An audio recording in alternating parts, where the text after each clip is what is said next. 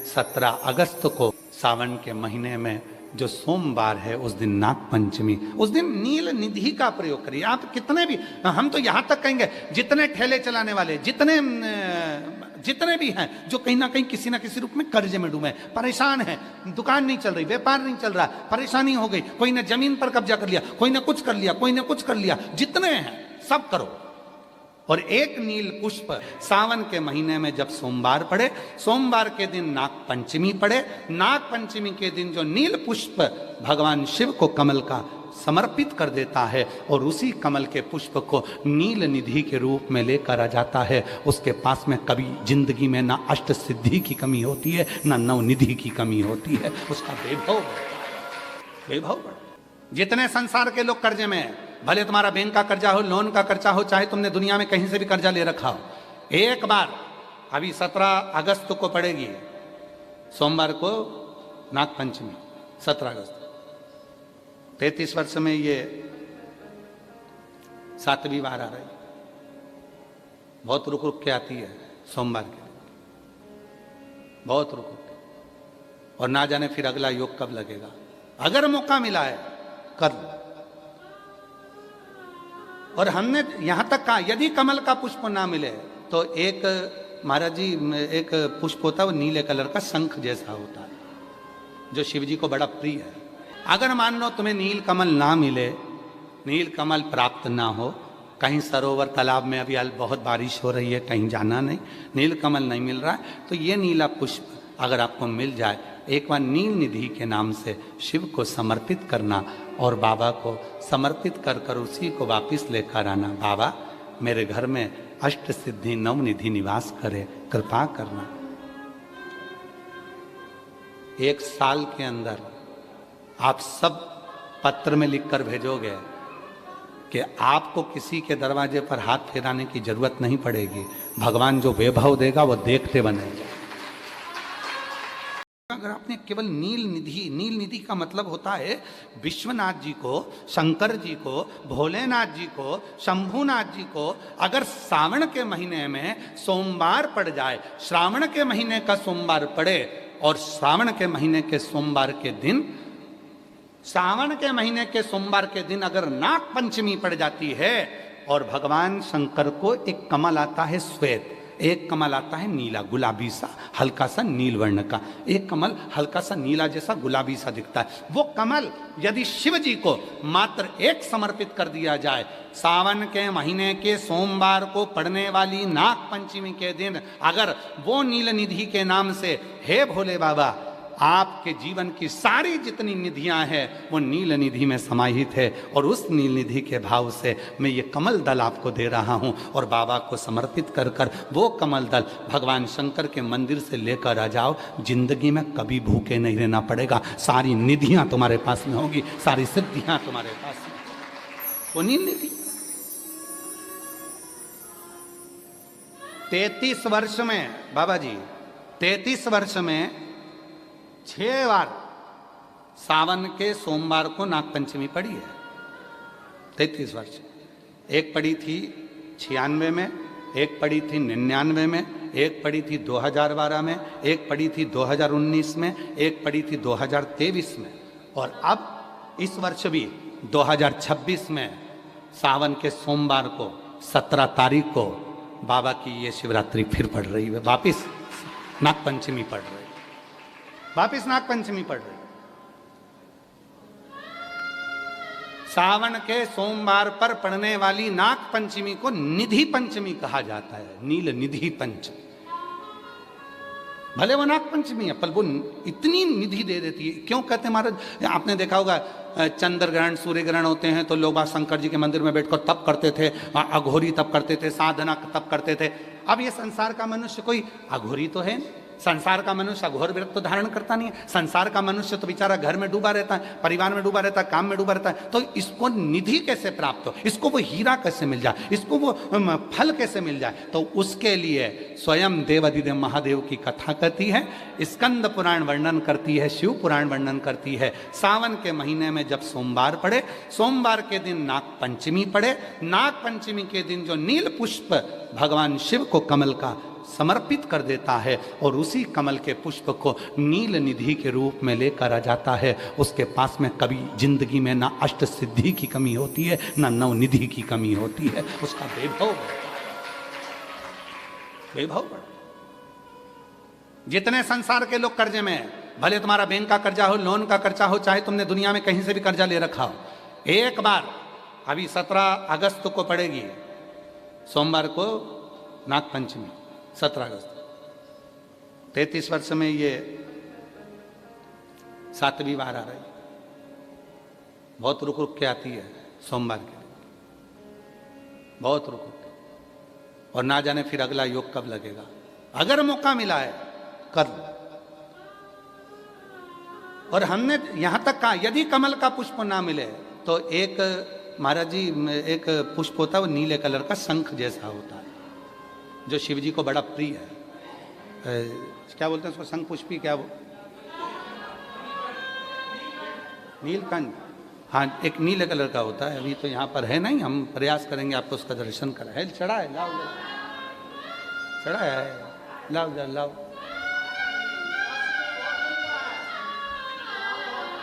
अच्छा, यहाँ मिलता है। अच्छा, हाँ, ये देखो, अगर मान लो तुम्हें नील कमल ना मिले, नील कमल प्राप्त ना हो, कहीं सरोवर तालाब में अभी बहुत बारिश हो रही है, कहीं जाना नहीं, नील कमल नहीं मिल रहा है, तो ये नीला पुष्प अगर आपको मिल जाए, एक बार नील निधि के नाम से शिव को समर्पित करना और बाबा को समर्पित कर कर उसी को वापस लेकर आना। बाबा, मेरे घर में अष्ट सिद्धि नवनिधि निवास करे, कृपा करना। 1 साल के अंदर आप सब पत्र में लिखकर भेजोगे कि आपको किसी के दरवाजे पर हाथ फेराने की जरूरत नहीं पड़ेगी। भगवान जो वैभव देगा वो देखते बनेगा। नील निधि,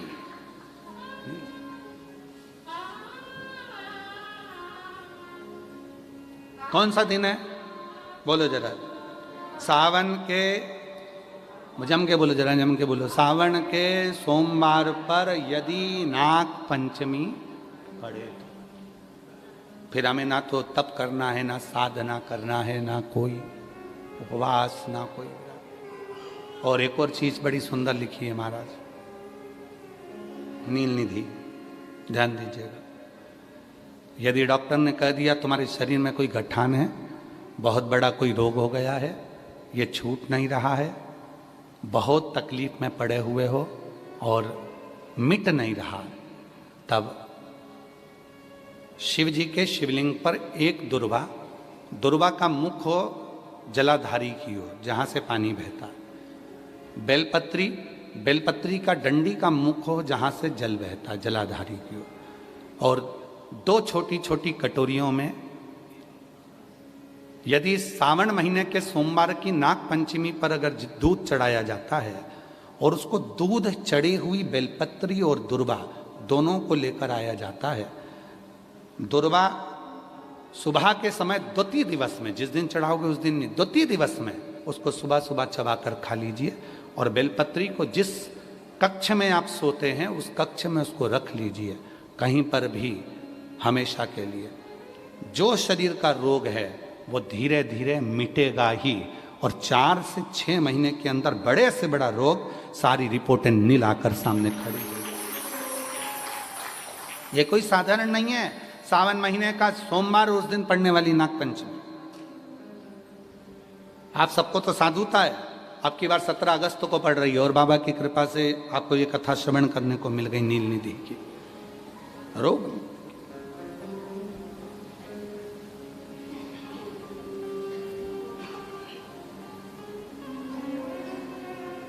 और हे शंभु बाबा मेरे तीनों लोक में तू ही तू, हे शंभु बाबा मेरे भोलेनाथ, 3 लोक में तू ही तू,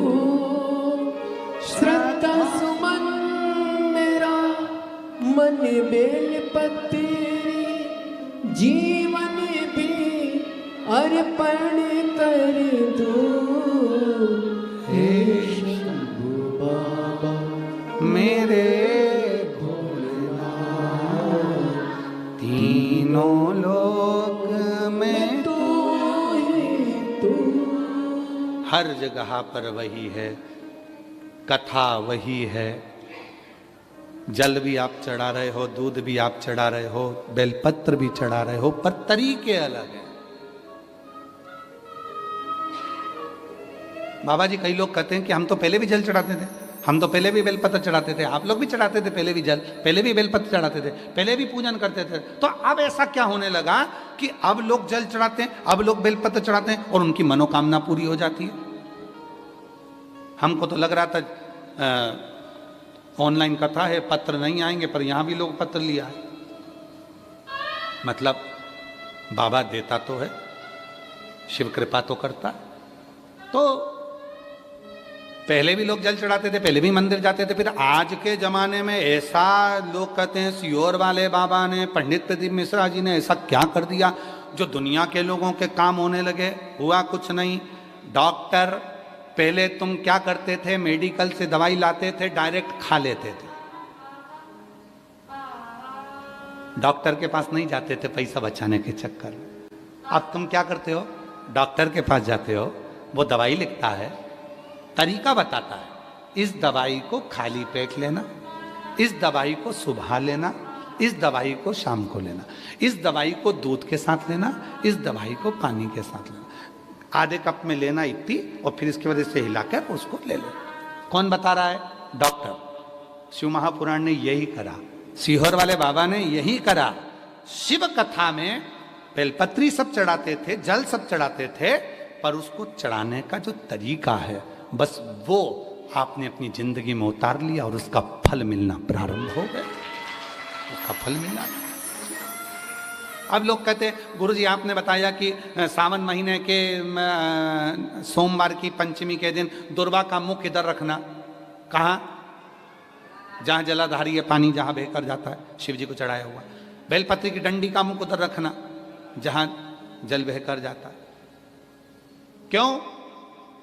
लिंग पुराण पढ़ी है, और लिंग पुराण में आता है कि जब डंडी का मुख जलाधारी की ओर होता है और उस समय पर व्यक्ति जो सामग्री समर्पित करता है, जल समर्पित करता है, तो जैसे जल बहकर जाता है और राह में जल को जो भी अड़चन आती है वो निकलता चले जाता है।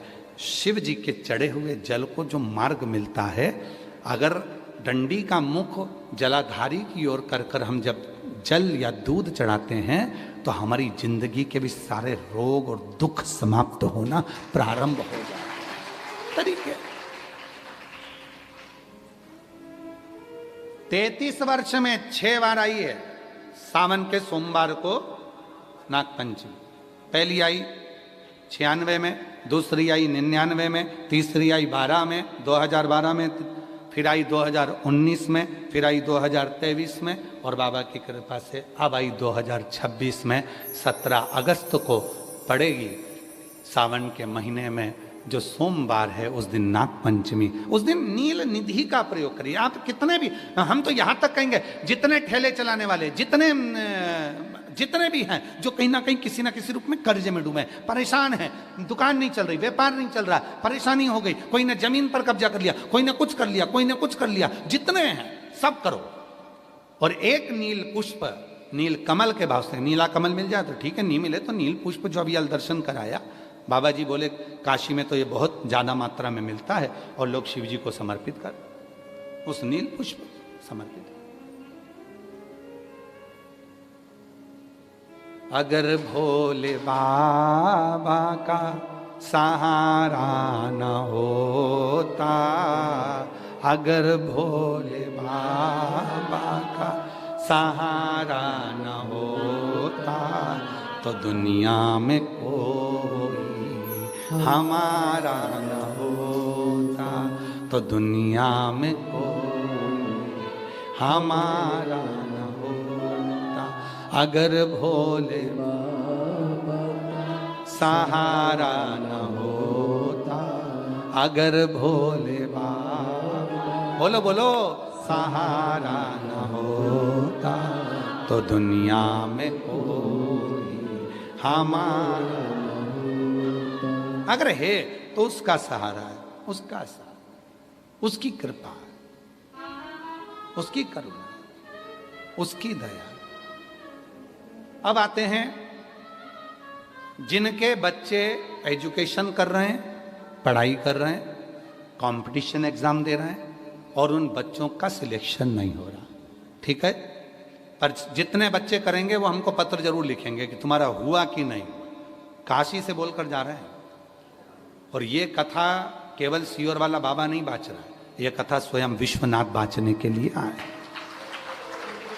जितने शब्द होंगे सारे विश्वनाथ जी के होंगे। जितने बच्चे एजुकेशन कर रहे हैं और जितने बच्चे कंपटीशन एग्जाम दे रहे हैं, रिजल्ट नहीं आ रहा, 1 नंबर से, आधे नंबर से, 1.5 नंबर से, 2 नंबर से रह जा रहे हो, तो प्रयास करो। सावन के महीने के सोमवार की नाग पंचमी के दिन, सोमवार की नाग पंचमी के दिन लाल चंदन बाजार में होता है, लाल चंदन, उस लाल चंदन का लेपन घिस लो, उसको घिसकर बेलपत्री की दोनों पत्तियों में, नीचे वाली दोनों पत्तियों में उस लाल चंदन का लेपन करिए। बेलपत्री के नीचे वाली दोनों पत्तियों में लाल चंदन का लेपन करिए और ऊपर वाले पत्ते पर केवल लच्छा, लच्छा किसको बोलते हैं यहाँ पर, क्या बोलते हैं, नाड़ा, लच्छा क्या बोलते हैं, मौली, लच्छा, नाड़ा, जो भी है वो बीच वाली पत्ती पर रखकर देव अधिदेव महादेव को समर्पित कर दीजिए और बाबा पर 1 लोटा जल चढ़ा दो। शिव जी से प्रार्थना कर कर बेलपत्री वहीं छोड़ो, लच्छा लेकर आ जाओ और अपने हाथ में या अपने कमरे में उसको संभाल कर रखो। जब तुम्हारा विल पावर कमजोर हो, जब तुम्हें लगे कि मुझे ये कंपटीशन एग्जाम निकालना है, उस समय पर भले एग्जाम में तुम्हें बांध कर नहीं जाने दें, पर उसके पहले तक भी तुम्हारे शरीर के पास में वो लच्छा होना चाहिए। फिर भले उतार कर जाओ, एग्जाम देकर आओ, फिर पत्र इस व्यासपीठ पर तुम्हारा जरूर होगा, मिले। वो साधारण नहीं है। सावन के महीने के सोमवार को पड़ने वाली शिव नाग पंचमी को नील निधि पंचमी कहते हैं। उस नील निधि का मतलब है सारी सिद्धियां एक ही निधि में प्राप्त हो जाती, एक ही। और हम तो बाबा के भरोसे चलते, हम तो बाबा के भरोसे चल। शिव पुराण कह रही है, भगवान शंकर का चरित्र कह रहा है। वो व्यक्ति पंच केशव के दर्शन कर कर गया, विश्वनाथ जी का दर्शन नहीं किया तो भी निंदा में डूबा रहा।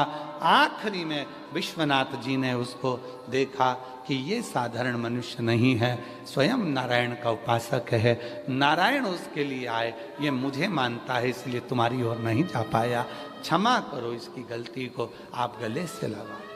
शिव शिव है,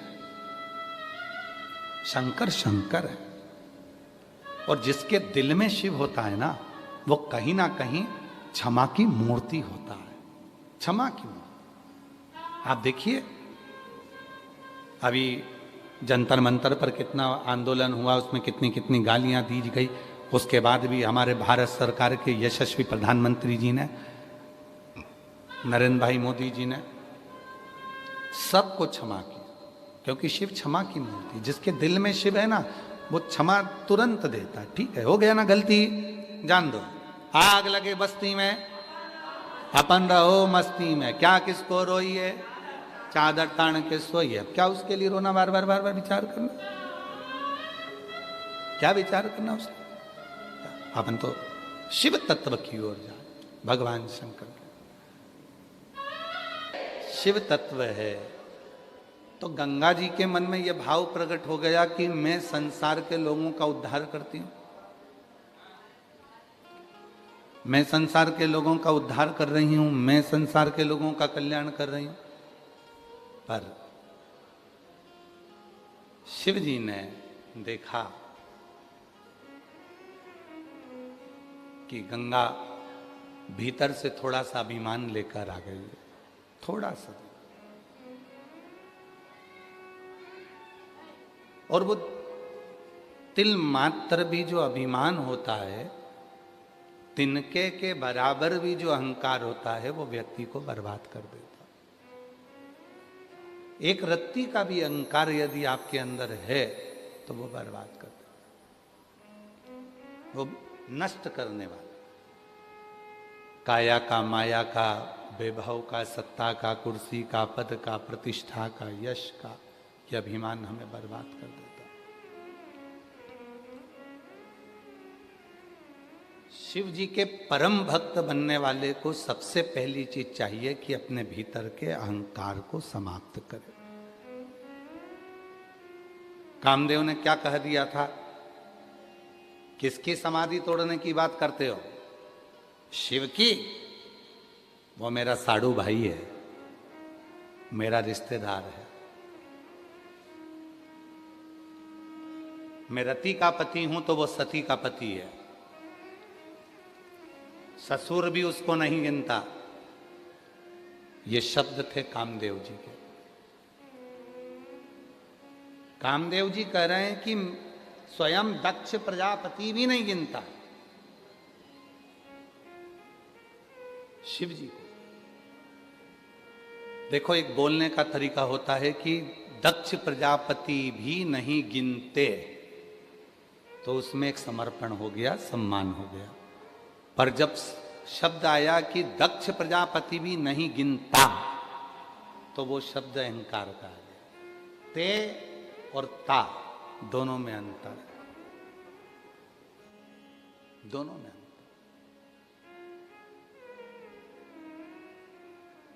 कामदेव ने कहा कि मेरा ससुर दक्ष प्रजापति भी शिव को नहीं गिनता। यह अहंकार के शब्द हो। ता और ते दोनों में अंतर। और तुम कहते हो कि उसकी समाधि तोड़ना है। अब उनकी और उसकी, उनकी में समर्पण है और उसकी में अहंकार। उसकी समाधि तोड़ना है। देवताओं से कहा वो तो मेरी चुटकी का खेल है, एक क्षण में मैं शिव की समाधि को तोड़ दूंगा। एक क्षण,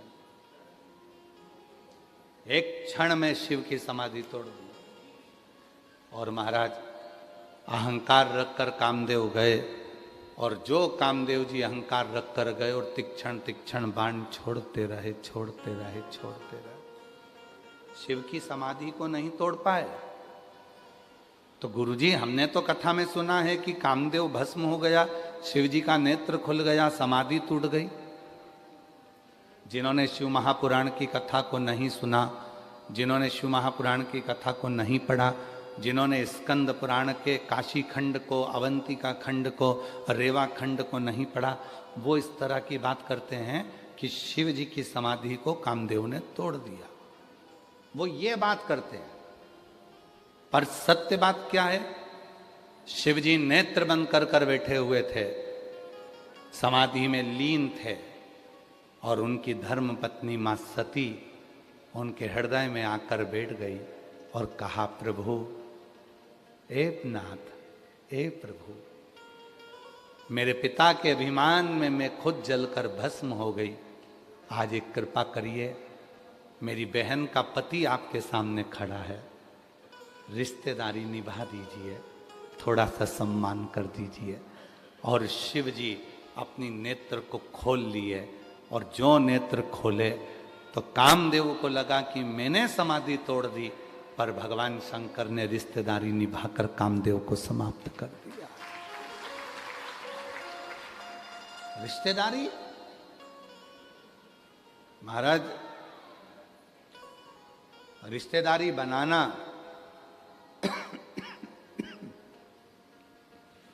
और रिश्तेदारी निभाना दोनों में अंतर है। बनाना सरल है, निभाना कठिन है। रिश्तेदारी बनाने में टाइम नहीं लगता है। तुम हमारी बहन बन जाओ, तुम हमारे भाई बन जाओ, तुम हमारे काका बन जाओ, तुम्हारी काकी बन जाओ, तुम मामा बन जाओ, तुम फूफा बन जाओ, तुम हमारे दोस्त बन जाओ, तुम ये बन जाओ, तुम रिश्तेदार बनना बहुत सरल काम है, पर रिश्तेदार बनकर अंतिम क्षण तक निभाना ये बहुत कठिन काम है। दुनिया का सबसे कठिन काम रिश्तेदार बनकर निभाना।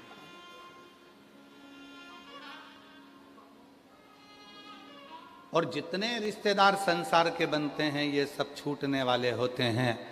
और जब एक रिश्तेदार मेरा विश्वनाथ तुम्हारा बन जाता है तो फिर वो छूटता नहीं है, वो अंतिम क्षण तक निभाता है। अंतिम क्षण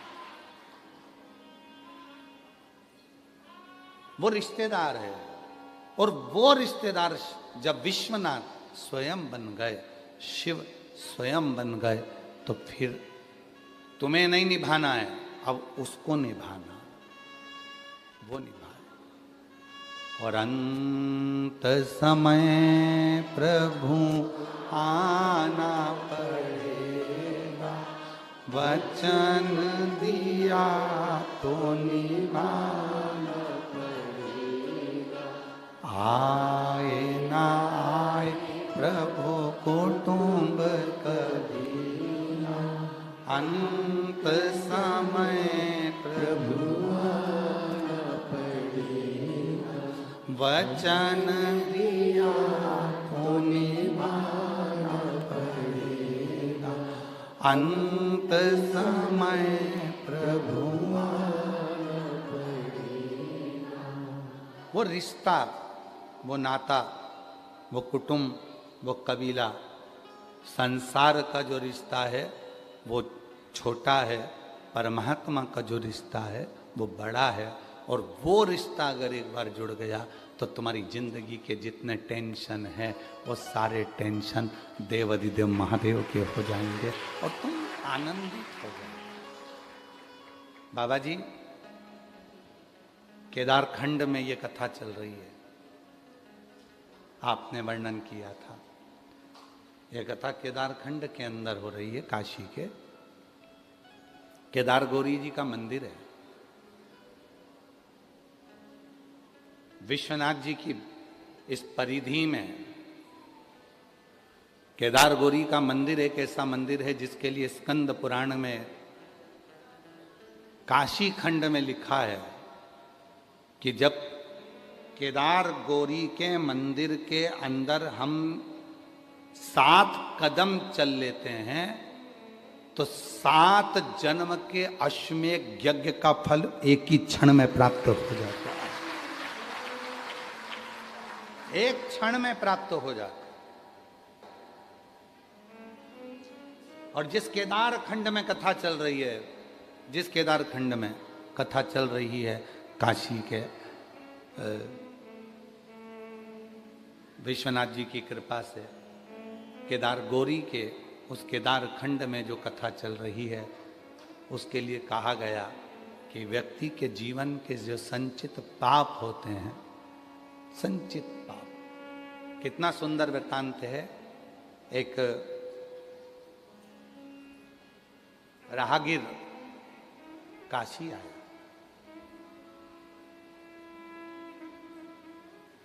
एक राहगीर काशी आया,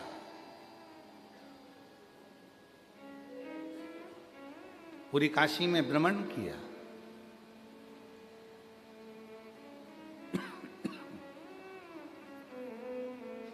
आप लोगों में से कितने लोग हैं जो काशी में भ्रमण करते हैं, घूमते हैं? कभी घर से बाहर निकलते हो, रोड पे चलते हो? चलते हो? ठीक है, ठीक है, रखिए। हम नहीं निकलते इसलिए हम आपसे पूछ रहे हैं। हम नहीं निकलते। आपको मालूम होगा बाबा जी, शायद कहने में मुझसे गलती हो जाए, क्षमा करिएगा। और पूरी दुनिया वालों से, जितने भी मेरे श्रोता हैं, उनसे भी हाथ जोड़कर क्षमा मांगता हूं जो शब्द कहने जा रहा हूं उसके लिए। तीर्थ में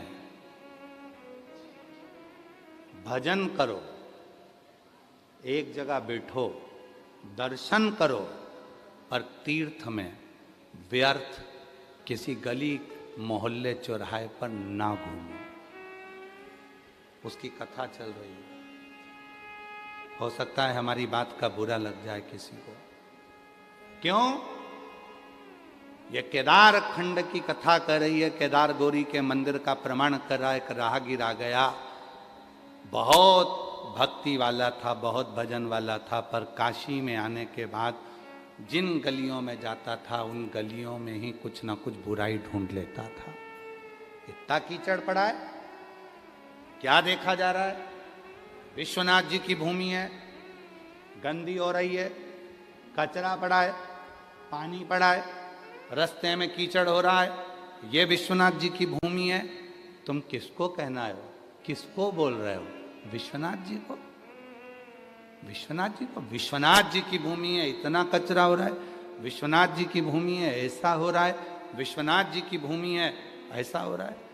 लोग ब्रज जाते हैं, ब्रज की दर्शन करते हैं, गिरिराज जी की परिक्रमा करते हैं, राधा जी की बरसाने की परिक्रमा करते हैं, ब्रज की परिक्रमा करते हैं। और कई लोग कहते हैं कि हमने परिक्रमा में देखा इतनी गंदगी थी, वहाँ ऐसा पड़ा था, वहाँ वैसा पड़ा था। अरे भाई, एक बार स्कंद पुराण को, काशी खंड को उठाकर पढ़िएगा। राहगीर की कथा कहती है, वो राहगीर आया था तप करने के लिए, आया था भजन करने के लिए, आया था काशी मंत्र जाप करने के लिए, पर वो स्थिर ना रहकर यहाँ वहाँ भ्रमण करा। और भ्रमण करने में उसने सब चीज़ों में गलत देखा। अंत में उसके शरीर में एक रोग हो गया, एक रोग। वो शरीर के एक रोग से ग्रसित हो गया। और रोग भी ऐसा था कि वो रोग साधारण नहीं था, उसका शरीर पूरा गलने लगा, पूरा शरीर। आप तो विश्वनाथ की धरा पर रहते हो तो आपको ये कथा याद होगी। केदार खंड में जो रहते हैं उनको इसमें स्मरण होगा, याद होगा। शरीर में ऐसा रोग हो गया कि वो शरीर का पूरा शरीर धीरे धीरे गलने लगा, और गलने लगा तो वो नीचे की ओर गिरने लगा। बड़ा दुखी हुआ। एक दिन गुहार करने लगा विश्वनाथ जी से, गंगा का स्नान कर कर। मैंने तो सुना था गंगा तरण तारण है, मैंने तो सुना था कि गंगा मुक्ति दे देती है, मैंने तो सुना था कि विश्वनाथ सबके संकट हर लेते हैं, दुख हर लेते हैं, कष्ट हर लेते हैं, इसलिए मैंने ये सुना था। पर मैं तो आज शरीर से ग्रसित हो गया, मैं शरीर से आज बीमारी से ग्रसित हो गया। ये क्यों, किस लिए? तभी एक संत निकल कर जा रहे थे गंगा स्नान कर कर, जो अपनी कुटिया से कभी बाहर नहीं निकलते थे। संत, साधु, सन्यासी, तपस्वी, साधक, उपासक, एक अच्छा शिव का भक्त जिस जगह पर रहता है, अगर काशी में आया है तो उसको दर्शन करना है, दर्शन करके सीधे अपने कक्ष में जाना है, फिर भजन में लग जाना है, फिर किसी दर्शन करने जाना है, सीधे कक्ष में जाना है, भजन में लग जाना है। वो इधर उधर भ्रमण करने के लिए नहीं जाता, वो घूमने के लिए नहीं जाता। हम भी नहीं निकलते बाबा जी, चंदन भैया, निकलना नहीं होता हमारा। हम ब्रज भी जाते हैं, बरसाना की परिक्रमा करते हैं, गोवर्धननाथ जी की परिक्रमा करते हैं, वृंदावन की परिक्रमा करते हैं, मथुरा की परिक्रमा करते हैं, गोकुल की परिक्रमा कर लेते हैं, नंदगांव की परिक्रमा कर लेते हैं हम, परंतु हम परिक्रमा करिए अपने कक्ष में, कक्ष से हम बाहर नहीं, ज्यादा घूमना नहीं। मैंने तो सुना था कि विश्वनाथ जी की भूमि पर आकर लोगों के दोष मिट जाते हैं, मेरे तो शरीर में रोग हो गए, शरीर में रोग। क्यों हुआ? गंगा का स्नान कर कर एक संत निकल कर आ रहे थे, हाथ में उनके एक छोटी सी बाल्टी थी, बाल्टी में गंगा का जल था, हाथ में एक टेढ़ी आड़ी सी छड़ी थी, बाल खुले थे महाराज, गले में एक रुद्राक्ष पड़ा हुआ था लाल धागे में, और तन पर एक लंगोट थी। उसने, राहगीर ने रोक लिया महाराज को, तुम रोज गंगा नहाते हो? संत ने कहा नहीं। तुम रोज गंगा नहीं नहाते? नहीं। परंतु मैं तो 15 दिन से देख रहा हूं कि तुम रोज गंगा नहाने के लिए आते हो और गंगा नहा के जाते हो, और तुम झूठ बोल रहे हो काशी में रहकर। कहा मैं गंगा नहीं नहाता, मैं तो माँ की गोद में निवेदन करने के लिए आता हूं, मैं गंगा नहीं नहाता। नहाना किसको कहते हैं आपको मालूम है? स्नान में और नहाने में अंतर है बहुत बड़ा, जमीन और आसमान का अंतर है। नहाना कहते हैं पानी को अपने ऊपर डाल लेना, साबुन लगा लेना, सर्फ लगा लेना, उपटन लगा लेना, शैम्पू लगा लेना, इसको नहाना कहते हैं। और स्नान कहते हैं जिस पवित्र नदी में स्नान करने के लिए गए हो वहां जाकर उस माँ को प्रणाम कर कर कहना कि मेरी जिंदगी के संचित पापों को समाप्त कर देना, मैं तेरी शरण में आया हूं। इसको स्नान करते, इसको स्नान करते। आप रोज नहाते हो? नहीं, मैं 15 दिन से देख रहा हूं आप रोज निकल कर जाते हो, बाल्टी रहती है, डंडा रहता है, गले में रुद्राक्ष रहता है, लंगोट बंदी रहती है, बालों में से पानी टपकता रहता है, बालों में से पानी टपक रहा है आपके, और झूठ बोल रहे हो। क्या बात क्या है बोलो? मैं आया था, मैं राहगीर हूं, दूर देश से आया हूं, और यहाँ बाबा विश्वनाथ जी की धरा पर तप करने, साधना करने, व्रत करने, यहाँ मैं नियम धारण करने आया था यहाँ, परंतु मेरे शरीर में रोग हो गया है। तो संत ने कहा इस रोग को लाने वाला कोई दूसरा नहीं है, इस रोग को लाने वाले तुम खुद हो। अगर जिसके घर में आओ ना उसके घर की तारीफ करो, कभी उसके घर की बुराई नहीं करना चाहिए।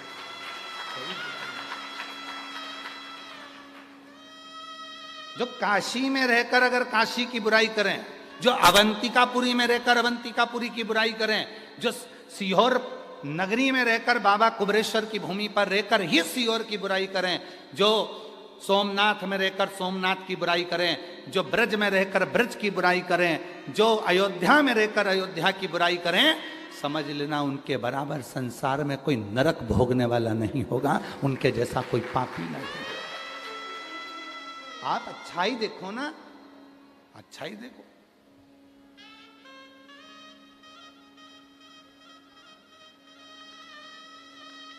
एक लड़के की शादी एक लड़की से हो गई, चलो जाने दो, ये वाला प्रसंग बाद में सुनाएंगे, हम तो ये एक नया प्रसंग दे देते हैं। एक बहुत काला सा दामाद था, एकदम काला, केवल आंख दिखती थी और दांत दिखते थे, इतना काला दामाद था। ससुराल में आ गया,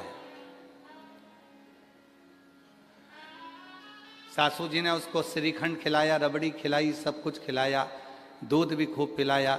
अब एक दिन दामाद जाने लगा तो सास आंख में आंसू भर कर बोली, दामाद जी थोड़े दिन और रुक जाओ, तुम्हारे रहने से हमको भी श्रीखंड खाने को मिल जाएगा, तुम्हारे रहने से हमको भी रबड़ी खाने को मिल जाएगी, खीर खाने को मिल जाएगी। दामाद को अहंकार आ गया, बताओ सास तो पूछा मेरे चक्कर में कैसे श्रीखंड खाने को मिल जाएगा, खीर खाने को मिल जाएगी, दूध पीने को मिल जाएगा, दही खाने को मिल जाएगा। कहा दामाद जी मेरी भैंस का छोरा हुआ था पाड़ा, वो मर गया, पर जब से तुम ससुराल आए हो तुम्हें देखकर भैंस दूध अच्छा दे रही है, भैंस दूध अच्छा दे रही। मतलब सास का दामाद कितना भी काला था पर उसने उसमें भी तो गुण देखा ना, अब गुण तो नहीं देखा। अब दूसरे वाले प्रसंग पे जाओ। एक पति की पत्नी बड़ी काली थी, बहुत काली, बहुत काली, पूरा स्वरूप उसका श्याम था, काली थी। वो हमेशा अपनी पत्नी को यमुना कहकर पुकारता था, यमुना कहता था। एक दिन बहुत दुखी हुआ तो किसी ज्योतिष आचार्य के पास पहुंचा और ज्योतिष आचार्य से कहा कि मैं तकलीफ में हूं, तो उसने कह दिया कि तुम्हें 7.5 चल रहा है। 7.5? हाँ, 7.5 शनि लगा है। उसने सुनते से ही ज्योतिषाचार्य से कहा कि मुझे 7.5 कभी नहीं लग सकता, क्योंकि मेरी पत्नी का नाम यमुना है और वो शनि महाराज की बहन है, तो मुझे कैसे लग सकता? वो शनि महाराज की बहन है, उसका भी वर्ण काला है, श्याम है, मैं उसको यमुना कहकर पुकारता हूं। अच्छा ही देखिए, तो शनि ने भी हाथ जोड़ लिए कि इसका कुछ नहीं बिगाड़ सकता, क्योंकि इसकी धर्म पत्नी का नाम यमुना है और श्याम वर्ण है इसका, मैं बिगाड़। लोग कहते हैं कि कोई काला है तो उसको काला कहा जाए। अरे भाई जरा स्मरण तो करो, राहु केतु शनि मंगल 4 ग्रह ऐसे होते हैं जो क्रूर ग्रह हैं। उन क्रूर ग्रह ने भी हाथ जोड़े हैं। अगर किसी के शरीर पर काला तिल होता है, किसी के शरीर पर काला स्वरूप होता है, कोई अगर श्याम वर्ण का होता है, तो मंगल शनि राहु और केतु उसके ऊपर कभी चढ़ते ही नहीं है, क्योंकि उसको यम और शनि की बहन का स्वरूप माना जाता है। आज भी नियम है, स्त्री के उल्टे हाथ में अगर काला तिल है तो वो श्रेष्ठ माना जाता है। पुरुष के सीधे हाथ में काला तिल है, वो श्रेष्ठ माना जाता है, उसकी श्रेष्ठता होती है, उसको श्रेष्ठ माना जाता है। अब तुम सब अपने अपने हाथ देखने में लग गए। तुम वाराणसी वाले कम थोड़ी ना हो, पक्के ही हो तुम भी। है बोल बम का नारा है। तो यहाँ हमें बुरा नहीं देखना, हमें तो अच्छा देखना है। सर्व है, सब में अच्छा देखिए, सब में श्रेष्ठ देखिए। तो वो जो राहगीर था, उस राहगीर को संत जो निकल कर जा रहे थे, उन संत ने कहा, भाई ये अगर बीमारी लगी है, रोग लगा है, तो इसके हकदार तुम खुद हो, कोई दूसरा नहीं। इसके हकदार तुम खुद हो, कोई दूसरा नहीं। कोई दूसरा इसका हकदार नहीं है।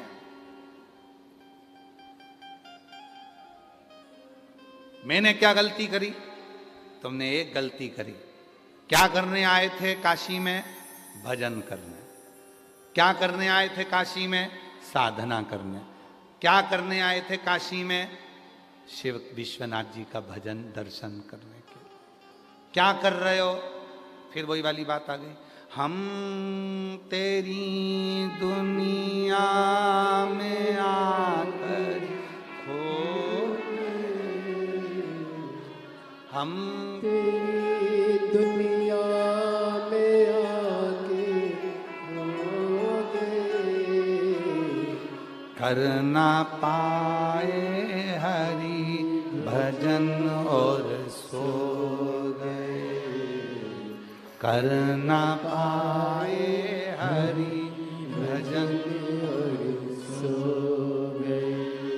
हम तेरी दुनिया में आके खो गए, हम तेरी दुनिया में आके खो गए, कर ना पाए हरि भजन और सो गए, कर ना पाए हरि भजन।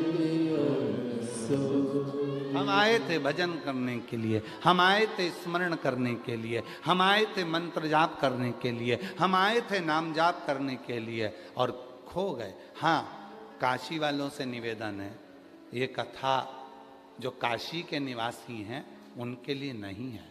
जो काशी के निवासी हैं उनको तो बाहर निकलना पड़ेगा, जो काशी के निवासी हैं उनको तो बाजार जाना पड़ेगा, जो काशी के निवासी हैं उनको तो अपना कर्म करना पड़ेगा, जो काशी के निवासी हैं उनको तो काशी में जाकर काम करना पड़ेगा। और तुम जो काशी के निवासी हैं वो किसी काशी के निवासी नहीं, ये पूर्व में शंकर भगवान के फैमिली मेंबर हैं।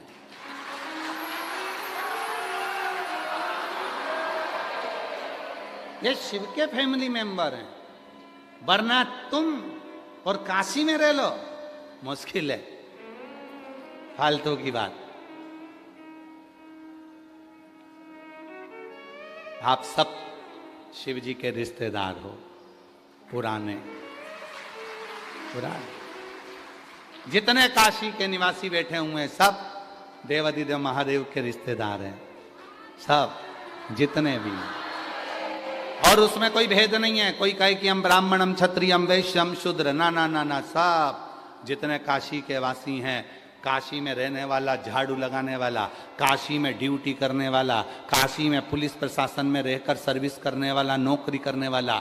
जरा विचार करना, नौकरी तो तेरी उत्तर प्रदेश के किसी दूसरे जिले में लग जाती, काशी में लगी है, मतलब तू शंकर जी का, विश्वनाथ जी का पुराना रिश्तेदार है, इसलिए तुझे यहां बुलाया गया। एक नियम चलता है, आप लोगों को एक नियम चलता है, जब जो मंत्री बैठता है, जो राजा बैठता है, जो मुख्यमंत्री बैठता है, जो राजा बैठता है, वो अपने जिले में अपने खास आदमी को रखता है। तो यहां विश्वनाथ जी सब कुछ है, तो तुम सब खास हो, इसलिए तुम्हें यहां रखा, तुम सब खास। अच्छा, तुम्हें अकड़ तो बहुत रहती होगी कि हम विश्वनाथ वाले, हम विश्वनाथ वाले। और होना भी चाहिए जी, अगर अकड़ करो, थोड़ा सा अहंकार करो, तो करना अपने विश्वनाथ पर। क्या देखा तुमने, हमसे ज्यादा भिड़ना मिड़ना मती, और फालतू की बात हमसे करना मती। हम तो विश्वनाथ वाले हैं, मणिकर्णिका की इतनी सी भी राख उठा लेंगे और विश्वनाथ का नाम लेके ऐसे फेंक दूंगी ना, तो दिखेगी नहीं। हमसे मत भिड़ना तू, हम विश्वनाथ वाले। हम तो बाबा के भरोसे हम तो बाबा के भरोसे चलते हैं। ये दुनिया वाले चलते हैं। ये दुनिया वाले चलते हैं। हम तो बाबा के भरोसे चलते हैं। हम तो बाबा के भरोसे चलते हैं। बाबा ने हमको चलना सिखाया, बाबा ने हमको चलना सिखाया, सब भक्तों से मिलना सिखाया, सब भक्तों से मिलना सिखाया। हम तो सीना तान के चलते हैं, हम तो सीना तान के चलते हैं। काशी वाले के भरोसे चलते हैं। सीहोर वाले के भरोसे चलते हैं। उज्जैन वाले के भरोसे चलते हैं। हम तो बाबा के भरोसे चलते हैं। तो अकड़ करो, अहंकार रखो, पर विश्वनाथ का रखना कि हम उसके साथ हैं, वो हमारे साथ। राहगीर ने कहा कि मेरे शरीर का जो कष्ट है, ये कष्ट क्यों? तुम्हारा है। तुम आए थे बाहर से, यहां कितने दिन के लिए आए हो? कहा चतुर्मास करने के लिए, 4 महीने के लिए। और चतुर्मास करने आए हो तो भजन करो। अब यहाँ कौन तुम नाली, गटर, पानी, कचरा, धूल, मिट्टी देख रहे हो?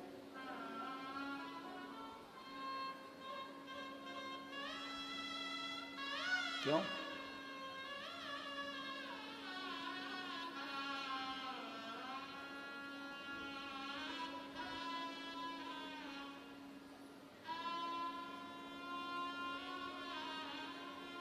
कई लोग मंदिर में दर्शन करने जाते हैं तो वहाँ पर भी देखते हैं कि कितनी धूल जम रही है, कितना गंदा हो रहा है, ऐसा हो रहा है, वैसा हो ना। तुम शिव के शिव तुम्हारे शंभु, तुम शिव के शिव तुम्हारे, तुम तो केवल शिव का दर्शन करो, केवल शिव का दर्शन, केवल शिव का दर्शन, बाकी का कुछ। चतुर्वेदी जी आप भी बोले, बाबा जी भी बोले थे कि केसरी जी भी बोले कि भाई आओ गुरु जी दर्शन करने के लिए अपन यहाँ चलते हैं। वहाँ हमने कहा चलेंगे और ट्रैफिक बहुत है, सावन का महीना है, भक्त लोग ज़्यादा हैं, कहाँ अपन जा पाए। बाबा जी से भी हमने ये कहा कि इतना भक्त आ रहा है, भीड़ बहुत ज़्यादा है, कहाँ जाएंगे। इसलिए जितने दिन यहाँ पर हैं उतने दिन भगवान की भक्ति करें, भगवान की जितने। और आज तो एक बहुत अच्छी बात रही, सतुआ बाबा जी ने हमें बताया कि महाराज जी माँ गंगा के तट पर बैठकर पार्थिव शिवलिंग का आज हमने निर्माण कर पूजन करे। तो जब पार्थिव पूजन, सतुआ बाबा जी बता रहे थे कि जब पार्थिव पूजन गंगा जी के तट पर हम कर रहे थे तो ऐसा लग रहा था जैसे गंगा उछाले भरकर उस पार्थिव के पास आ रही है, पार्थिव के पास। और ये गंगा का उछाला नहीं, ये अपने हृदय का शिव के प्रति उछाला। बाबा जी ये गंगा भक्ति है। ए राहगीर, गलती तुम्हारी है। राहगीर ने कहा मुझसे गलती हो गई जो मैंने काशी में आकर बहुत सारी कुछ नाली गटर गंदगी को देखा, मुझे तो भक्ति करना था, भजन करना था, भजन करना। काशी में आओ तो अच्छी अच्छी मॉल को देखो, शॉपिंग मॉल, अच्छी साड़ियों की दुकान देखो, सोने की दुकान देखो, हीरे की दुकान देखो, चांदी सोना की दुकान देखो। चंदन जी काशी में आओ तो चांदी सोना की दुकान देखो, शॉपिंग मॉल देखो, हीरे की दुकान देखो, बनारसी साड़ियों की दुकान देखो, चाय की दुकान देखो, कचौड़ा की दुकान देखो, सब देखो। पर काशी में आने के बाद ये विचार मत लाना कि ये अच्छा कि वो बुरा, ये गंदा वो गंदा, वो ऐसा वो वैसा। खूब अच्छा देखो, कितनी अच्छी साड़ियाँ हैं, बनारसी हैं, कितना अच्छा जेवर है, सोने चांदी का है, कितना अच्छा है। अच्छाई जितनी देख सकते हो उतनी देखो, जितनी देखो। विश्वनाथ जी का दर्शन करने जाओ तो अच्छा ही देखो, क्या गंगा जी का तट है, क्या सीढ़ियां बनी है, कितना अच्छा उत्तर प्रदेश सरकार ने और माननीय प्रधानमंत्री जी ने, नरेंद्र भाई मोदी जी ने, और कितना उत्तर प्रदेश सरकार के यशस्वी मुख्यमंत्री जी योगी जी ने इस काशी का कितना विकास कर दिया, कितना अच्छा कर दिया। आज इतनी पब्लिक आ रही है, कम से कम पूरे काशी का कितना व्यापार, कितना रोजगार बढ़ गया, कितना कितना वैभव बढ़ गया, कितना आनंद बढ़ गया। ये अच्छाइयाँ देखिए, ये अच्छा, ये अच्छा। और आप और हम अगर देखें तो राहगीर ने जैसे ही बुराई देखी, शरीर को कष्ट, बाबा आप बताओ मेरे शरीर का कष्ट कैसे मिटेगा। ए राहगीर, तू भजन करने के लिए आया था, तुझसे गलती हो गई, अब तू एक काम कर। विश्वनाथ जी तो शांत हैं और विश्वनाथ जी तो माफ कर देते। ध्यान देना, बहुत सुंदर प्रसंग है।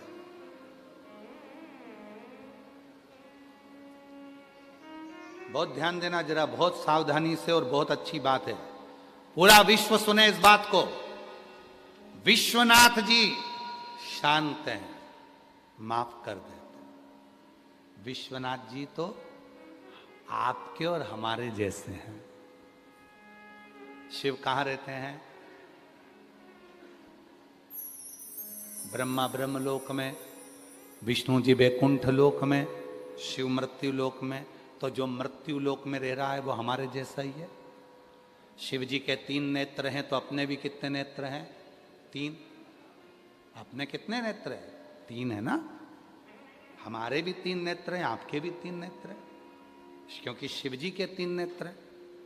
शंकर जी के अगर 3 नेत्र हैं तो 3 नेत्र हमारे भी हैं और तुम्हारे भी हैं। एक नेत्र ये जिससे अपन अपनी अच्छाई देखते हैं, मैंने जो करा बहुत अच्छा करा। दूसरा नेत्र ये जिससे हम अपने परिवार की अच्छाई देखते हैं, मेरे घर वालों ने जो करा बहुत अच्छा करा। तीसरा नेत्र हर व्यक्ति का यहाँ होता है, वो हर एक व्यक्ति की बुराई ढूंढता है, हर एक व्यक्ति में गलत काम ढूंढता है, वो तीसरा नेत्र है उसका। शिव जी के 3 नेत्र हैं तो आपके और हमारे 3 नेत्र हैं, क्योंकि शिव जी मृत्यु लोक के देवता हैं। शिव जी ने विष पिया तो हमने भी विष पिया, आपने भी विष पिया। दुख आता है, तकलीफ आती है, विष पीना पड़ता है। और विष पीते हो तब माता नील सरस्वती तुम्हारे कंठ में बैठती है, अर्थात उस दुख को सहन करने की शक्ति दुर्गा भवानी मां पार्वती ही देती है, दुख झेलने की। तो विष उनने भी पिया, विष अपन ने भी पिया। उनके गले में अगर विषधर है, उनके गले में सांप है, तो तुम्हारे भी गले में ये परिवार का जो बैया पड़ी हुई है, रिश्तों की जो बैया पड़ी हुई है, ये सर्प ही तो है, सर्प ही तो है सब। तो शिव कथा कर रही है। जो संत ने कहा काशी के घाट पर, मां गंगा के घाट पर, एक एक भारतवासियों को और विदेश में बैठे हुए एक एक सनातनियों की बुद्धि में वो बैठना चाहिए कि विश्वनाथ तो शांति से रहते हैं, विश्वनाथ तो शीतल हैं, विश्वनाथ तो करुणा सागर हैं, विश्वनाथ तो माफ करना जानते हैं, विश्वनाथ तो तुमको क्षमा कर देते हैं। कौन क्षमा करते हैं? जम के बोलो जरा। विश्वनाथ, विश्वनाथ क्षमा कर देते हैं। इंसान क्षमा करता है, इंसान क्षमा करता है, पर कर्म कभी क्षमा करते हैं क्या? जैसा कर्म करोगे वैसा तो तुमको भोगना पड़ेगा। विश्वनाथ क्षमा कर देते हैं। तूने काशी में आकर जो गलत विचार रखे, तूने काशी में आकर जो गलत सोचा, तूने काशी में आकर गलत दृष्टि रखी, तूने काशी में आकर गलत गलत विचार करे, तूने काशी में आकर गलत काम करा, तो विश्वनाथ तो क्षमा कर देंगे, वो तो सहज है। पर कर्म का भोग तो भोगना पड़ेगा। तो राहगीर ने कहा विश्वनाथ क्षमा कर देंगे। तूने काशी में आकर जो गलत विचार रखे, तूने काशी में आकर जो गलत सोचा, तूने काशी में आकर गलत दृष्टि रखी, तूने काशी में आकर गलत गलत विचार करे, तूने काशी में आकर गलत काम करा, तो विश्वनाथ तो क्षमा कर देंगे, वो तो सहज है। पर कर्म का भोग तो भोगना पड़ेगा। तो राहगीर ने कहा विश्वनाथ क्षमा कर देंगे, तो उन्होंने तो मुझे क्षमा कर दिया, पर मेरे कर्म को कौन क्षमा कर सकता है? कौन? मेरे कर्म को कौन क्षमा करेगा? उसका नाम बताओ, मैं वहां जाऊंगा। राहगीर से कहा अगर कर्म की क्षमा मांगना है तो विश्वनाथ जी की धरा केदार खंड में पहुंच जाओ। केदार खंड में केदार गौरी का मंदिर है। उस केदार गौरी के मंदिर में जैसे ही पांव रखोगे तुम्हारे कर्म का भोग तुम्हें नहीं भोगना पड़ेगा, छूट जाओ। केदार गौरी के मंदिर में जाओ। कर्म का भोग अगर नहीं भोगना है तो काशी में अगर आओ तो केदार गौरी के मंदिर में जाकर केवल पांव ही रखोगे, दर्शन ही करोगे, तो तुम्हें कर्म का दंड नहीं भोगना पड़ेगा। कर्म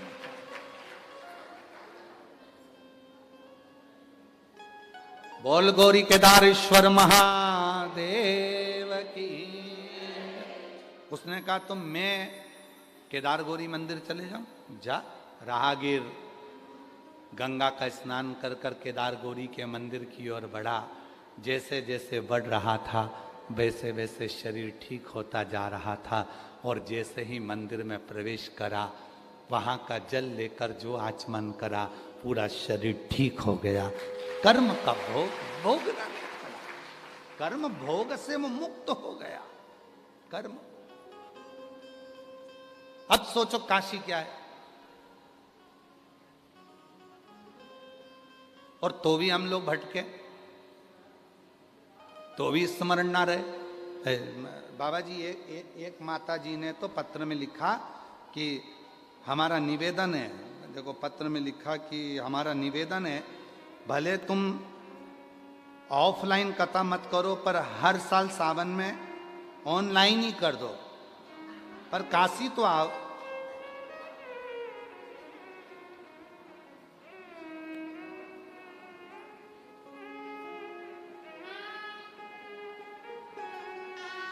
महाराज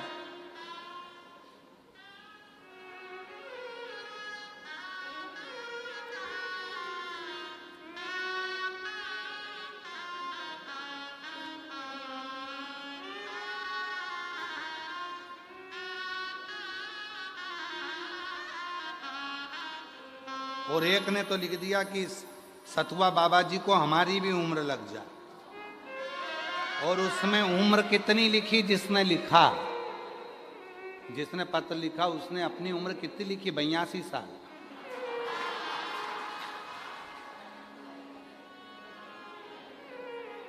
और वो लिख रही है कि सतुआ बाबा जी को हमारी उम्र लग जाए। अब तेरी बच्ची कितनी, देखो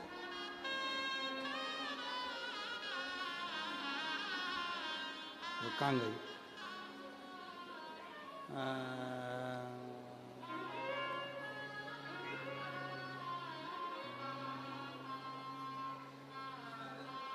मीना जायसवाल, पति श्री दीनानाथ जायसवाल, ये पत्र हमारे घर के बुजुर्ग लिखे। ठीक है, कहीं बैठी है, हाँ यही है, आजा आजा आजा, सतुआ बाबा जी को उम्र दी तो आजा, आजा। इनके बुजुर्ग ने पत्र लिख कर भेजा और उम्र लिखी 82। तो हमने कहा बताओ गजब है बाबा, सतुआ बाबा तुमको काशी बुलाते रहते हैं, इनको हमारी भी उम्र लग जा, और खुद की उम्र 82। अब हम हिसाब जुड़वाए, अभी सो तो 82 से कितनी बची है, विचार करें। पर प्रेम है बाबा जी आपके प्रति, स्नेह कि ऐसी ही अविरल गंगा काशी में बहती रहे, ये सबके हृदय का सब। बाबा पहली कथा सतुआ बाबा जी के यहाँ सुनी, फिर वापिस हमको तो बस सुगंध मिली थी कि कथा काशी में हो रही है। सूंघते सूंघते पहुंच गए यहाँ, और बाबा की कृपा से कथा सुनने का मौका मिल गया। बाबा बहुत तकलीफ में थी, पर जब से कथा सुनना प्रारंभ करा, तब से मेरे बाबा ने झोली भरना प्रारंभ कर दिया।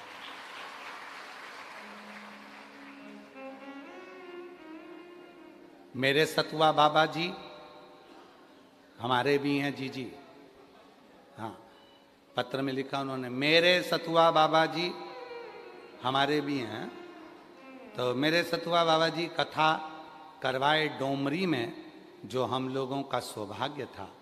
सतुआ बाबा जी ऐसे ही शिव की कृपा से ये दिव्य आयोजन काशी में होते रहें, और बाबा की कथा हम सब सुनते रहें।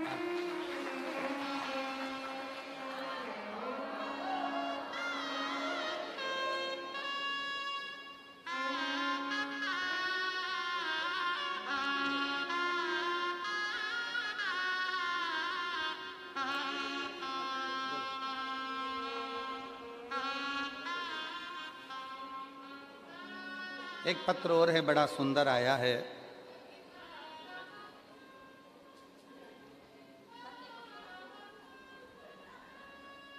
मैं बाबा को, सतुआ बाबा जी को प्रणाम करती हूँ। मेरा नाम शिव कुमारी, ग्राम महिमापुर, पोस्ट जलालपुर, जिला जौनपुर से हूँ। कहीं बैठी हो, बाहर भी अगर बैठी हो या अंदर कहीं बैठी हो तो आ सकती हूँ। मेरा नाम शिव कुमारी, ग्राम महिमापुर, पोस्ट जलालपुर, जिला जौनपुर से हूँ। गुरुजी, मैं आर्थिक रूप से बहुत कमज़ोर थी, बहुत परेशानी थी। फिर एक दिन टीवी पर आपकी कथा सुनी, आप जैसा जैसा विधि विधान बताए मैं वैसे वैसे की। आज मेरे परिवार में सब कुशल मंगल है। मेरे छोटे बेटे की यूपीएससी में नौकरी लग गई और एक मेरी बेटी टीचर की तैयारी कर रही है, महादेव की कृपा से उसकी भी नौकरी लग गई। रात दिन कथा सुनती हूँ, बाबा से प्रार्थना करती हूँ और बाबा की ऐसी कृपा हुई गुरुदेव कि बहुत आर्थिक तंगी में जिंदगी जी रही थी, पर मेरे बेटे का यूपीएससी में होना और मेरी बेटी का टीचर में होना, ये मेरे बाबा की ही कृपा है, शिव की कृपा से प्राप्त हुआ। कहीं बैठी हो, शिव कुमारी जी, ग्राम महिमापुर, पोस्ट जलालपुर, जिला जौनपुर से हैं। कहीं बैठी हो तो आ सकती हैं। एक पत्र और बड़ा सुंदर है। बनारस महान संत सतुआ बाबा व बाकी गुरुजनों के पैर छूकर पूरे परिवार की तरफ से चरण वंदन। साथ में माताजी पिताजी को मैं नमन करती हूँ। मैं सागर शर्मा, पुत्र श्री स्वर्गीय कैलाशनाथ शर्मा, माता श्री सुदामा देवी, निवासी बड़ा गांव, विषयपुर, बनारस, उत्तर प्रदेश से हैं। आप ही आ जाइए। आभार व्यक्त करता हूँ आदरणीय चतुर्वेदी जी की पूरी टीम का, संजय जी का, सतुआ बाबा जी का, जिन्होंने इस दिव्य कथा को ऑनलाइन करवाया। बाबा, ऑनलाइन अभिषेक करने का क्या फल होता है ये हम जानते हैं। मेरे बड़े बेटे की शादी 2016 में हुई थी। 2016 से लेकर 2025 तक उसको बच्चे नहीं हुए। पवन शर्मा, पति सोनी शर्मा मेरे बड़े बेटे का नाम और बहू का नाम। जब बच्चे नहीं हुए, डॉक्टरों ने मना कर दिया था कि इनको औलाद नहीं होगी। तब किसी ने कहा कि सियोर वाला बाबा अभिषेक कराता है ऑनलाइन, उस अभिषेक को करने के बाद अगर उस बेलपत्री को उठाकर गोदी में रख लिया जाए और प्रार्थना करी जाए तो बच्चा जरूर होता है। बाबा की ऐसी कृपा हुई, सोचा नहीं था। 10 वर्ष के बाद बाबा की कृपा से मेरे बड़े बेटे के यहाँ बेटे ने जन्म लिया। हम बाबा को यहाँ धन्यवाद देने के लिए आए हैं, शिव को नमन करने के लिए। और जो जैसी भावना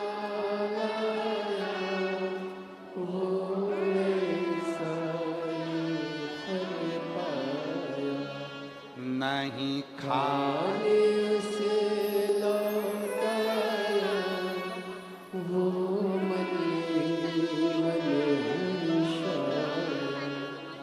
कर दिया माला माल काशी वाले, लुटा दिया भंडार काशी वाले, लुटा दिया भंडार काशी वाले, लुटा दिया भंडार काशी वाले, कर दिया माला माल काशी वाले, लुटा दिया भंडार काशी वाले। इंसान माफ कर देता है पर कर्म माफ नहीं करते। कर्म माफ नहीं करते, श्रेष्ठ कर्म कर। विश्वनाथ माफ कर देते हैं, पर अपने कर्मों की माफी मांगना है तो गौरी केदार के मंदिर में जाइए, प्रणाम करिए, नमन करिए और सुख पाए, मिलता है। उसका फल खाली नहीं जाता।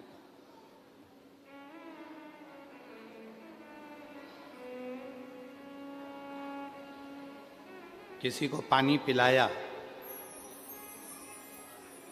किसी का मुख झूठा कराया, यहीं की एक कथा है, जिसने कभी अपने दरवाजे पर किसी को पानी नहीं पिलाया था। यहीं काशी की कथा है बाबा जी। स्कंद पुराण काशी खंड, बाबा जी सब लोग लिख के भेजते हैं, आप उसमें पढ़ेंगे तो लिख के भेजते हैं। अब की बार गुरु जी ने पूरी स्कंद पुराण का काशी खंड ही बाचा है। स्कंद पुराण काशी खंड की कथा कहती है, इसी काशी की बात है। एक व्यक्ति ने कभी किसी का मुख झूठा नहीं कराया, कभी किसी को पानी नहीं पिलाया।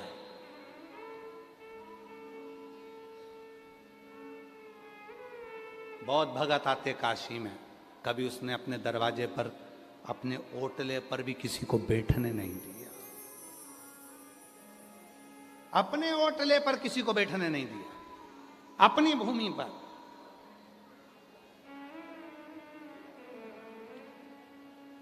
अरे भगवान की कृपा है, कौन किसके यहाँ आता है।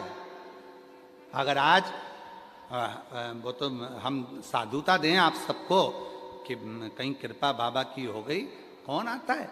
इतनी कथाएं होती है काशी वाले, हम आपसे पूछते हैं, इतनी कथा काशी में होती है, आप कहीं जाते हो क्या। कहीं जाना नहीं हो पाता, कोई नहीं जा पाता, पर बाबा की कथा, कुबेर भंडारी की कृपा और विश्वनाथ जी की करुणा से आप लोग इस कथा में आए हो। किसी ने अगर अपना दरवाजा खोल दिया, जगह दे दी, बिठा दिया, तो उसमें कृपा तो शिव की है। इसी काशी की कथा है। और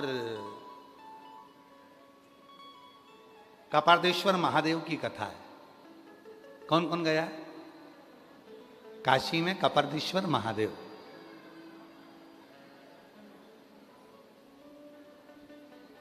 पिशाच मोचन कुंड, कौन कौन गया है। अच्छा, तुम पिशाच मोचन कुंड से पहचान गए ना, ऐसे कपारदेश्वर महादेव से नहीं पहचाने क्या है?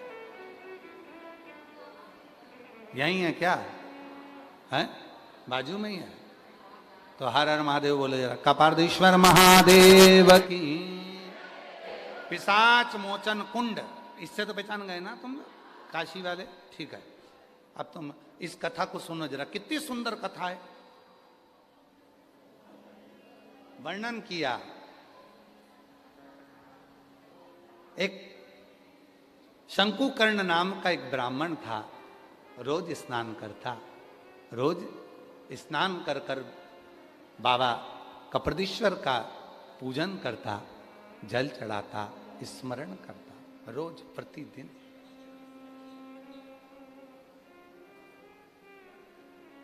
और एक दिन शिव जी को जल चढ़ाकर आ रहा था। और शिव के जल का महत्व तो आप लोग जानते हो ना। शिव के जल का महत्व आप लोगों के स्मरण में होगा। जब हम शिव जी को एक लोटा जल चढ़ाते हैं, लोटे में उसी जल को झेल के 2-4 बूंद, 8 बूंद, 10 बूंद थोड़ा सा जल हम अपने घर पर लेकर आते हैं। उस जल की कितनी महत्वता है। अवंतिका खंड स्कंद पुराण का कहता है, शिव जी को चढ़ाए हुए जल का थोड़ा सा भाग जब हम लेकर अपने घर की ओर आते हैं, मार्ग में राह में, मार्ग में, राह में जितने भी अगर किसी स्त्री के गर्भ में बच्चे मर गए हों, कोई का एक्सीडेंट हो गया हो, कोई अधोगति में मर गया हो, कोई किसी भी रूप में समाप्त हो गया हो, जब हम शिव जी के चढ़े हुए जल को लेकर अपने घर तक निकलते हैं, उस मार्ग में जितने जितने जीव अगर अधोगति में मरे होते हैं, उस जल के कलश का मात्र दर्शन करके उन्हें मुक्ति मिल जाती है। उन्हें मुक्ति मिल, इसलिए सारी समस्या का हल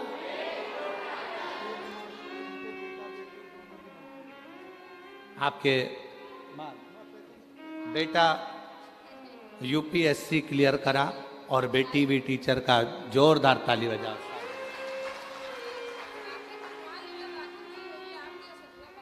हाँ, हम सतुआ बाबा की राखी सतुआ बाबा को दे देंगे, हमारी राखी हम बनवा लेंगे।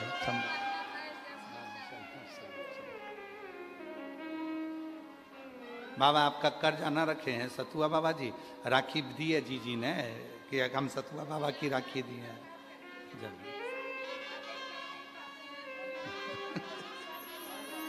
जरूर जरूर जरूर। चतुर्वेदी तुमने अच्छी ऑनलाइन कराई, सब ऑनलाइन की तैयारी में बैठ गया। वो जी बोल रही है अब ऑनलाइन अगली बार होगी तो हम भी हैं। सब ऑनलाइन वाले हैं शंभू। और हम तो यहाँ से कहें इस व्यासपीठ से, विश्वनाथ जी की धरा से, कुबेरेश्वर बाबा की इस पोथी को नमन कर कर कहते हैं, जितने भी शिव भक्त इस पवित्र कथा को चाहे ऑनलाइन सुन रहे हो, चाहे इस पंडाल में बैठकर, इस ग्राउंड में बैठकर, अंदर बैठकर, बाहर बैठकर, जहां भी सुन रहे हो, विश्वास के साथ कहते हैं 3 महीने में मेरा बाबा तुम्हारी झोली भरेगा और बाबा कृपा जरूर करेगा। शिव कृपा।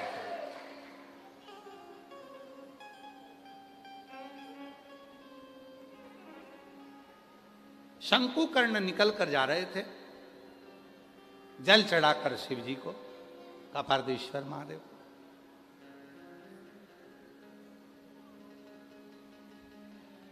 बीच मार्ग में उसको एक प्रेत मिला, इसलिए कुंड का नाम है पिशाच मोचन कुंड। बीच में एक प्रेत मिला, शंकुकर्ण ने उस पर ध्यान नहीं दिया, स्मरण नहीं आया। और मत बुरे कर्म कर बंदे वरना पछताएगा, भगवान की आंखों से तू बच नहीं पाएगा, तू बच नहीं पाएगा। अरे ओ अज्ञानी मत करना दानी, अरे ओ अज्ञानी मत करना दानी। तेरे कर्म का फल भी तू ही पाएगा, जैसा किया तूने तेरे आगे आएगा। मत बुरे कर्म कर बंदे वरना पछताएगा, भगवान की आंखों से तू बच नहीं पाएगा, तू बच नहीं पाएगा। बड़ा मुश्किल है। वो प्रेत दिखा पर शंकुकर्ण का ध्यान नहीं गया, उस ब्राह्मण का ध्यान उस प्रेत पर नहीं गया, प्रेत को देखा ही नहीं। अभी आपको कथा में कहा था काशी में रहना है तो अच्छा देखना है। अब इन भूतों को कौन देखे, कौन देखे प्रेतों को?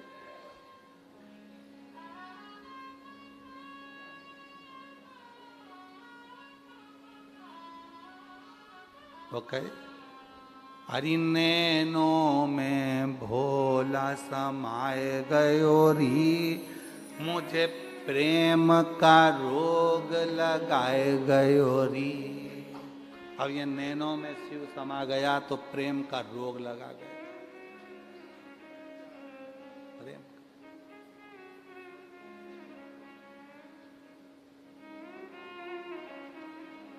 आप में से कई माताएं ऐसी हैं जिनको सपने में भी शिव जी आते हैं, सपने में। कभी कभी लगता है कि सियोर वाला बाबा कथा सुना रहा है, मैं सुन रही हूं, कई कई सपने में चिल्ला देती है, सपने में चिल्ला रही, इतने में पति उठ के बैठ जाता है, जग ए विमला उठ उठ, क्या हुआ? कहीं नहीं, कथा सुन रही थी। अरे तेरी कथा के चक्कर में गरुण पुराण बच जाए। तू चुप, इतनी तेज चिल्लाती है। मैंने क्या करा? चिल्ला दी जम के, हर हर महादेव। पत्नी बोली अच्छा हुआ हर हर महादेव चिल्लाई, नहीं तो कल सीवर वाले बाबा जी ने डमरू बजाना बताया था। और जरूरी नहीं है कि अपने गाल का बजे, कोई जरूरी है कि अपने गाल का बजे। चलो बजाओ डमरू एक बार जरा, सब प्रेम से बजाते, ठीक है।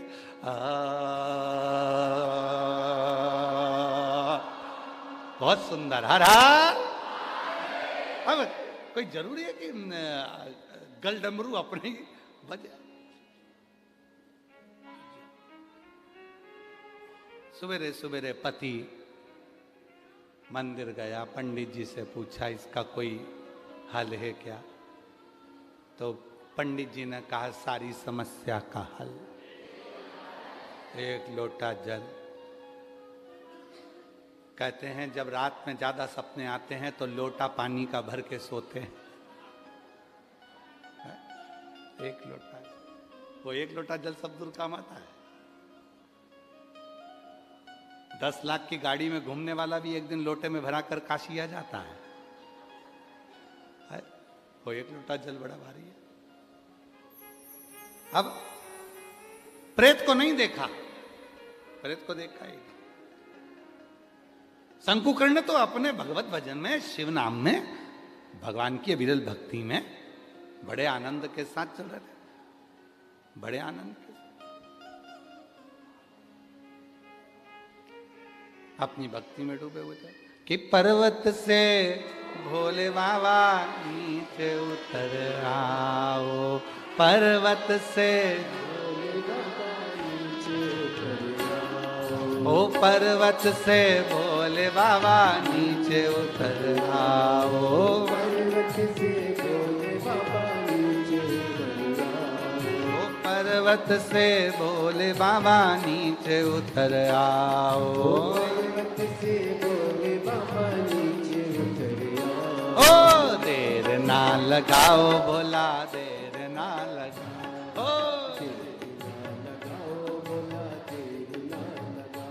ओ देर ना लगाओ भोला, देर ना लगाओ।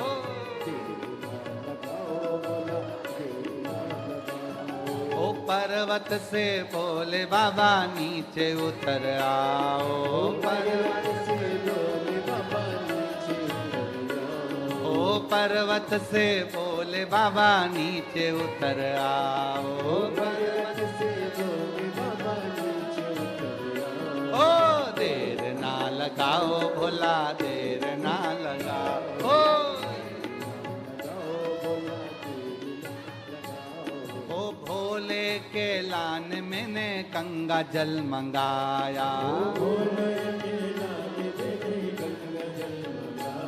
ओ भोले के लान मैंने गंगा जल मंगाया, भोले के लाल मेरे गंगा जल मंगाया, ओ जल्दी से आओ बाबा, देर ना लगाओ,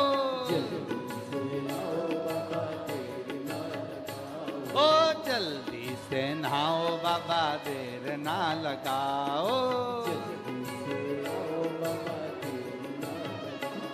ओ पर्वत से भोले बाबा नीचे उतर आओ, पर्वत से भोले बाबा नीचे उतर आओ, ओ पर्वत से भोले बाबा नीचे उतर आओ, पर्वत से भोले बाबा नीचे उतर आओ। ओ देर ना लगाओ भोला, देर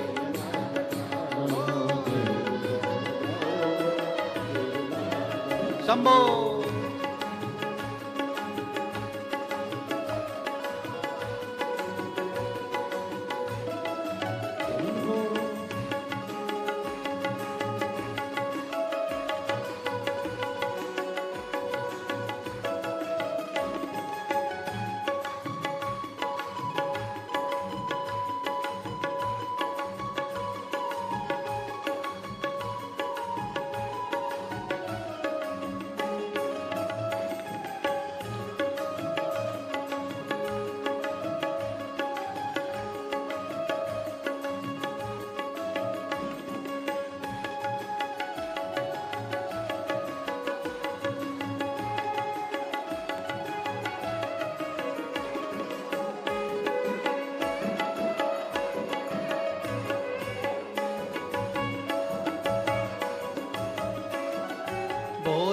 के लान मैंने भोजन मंगाया,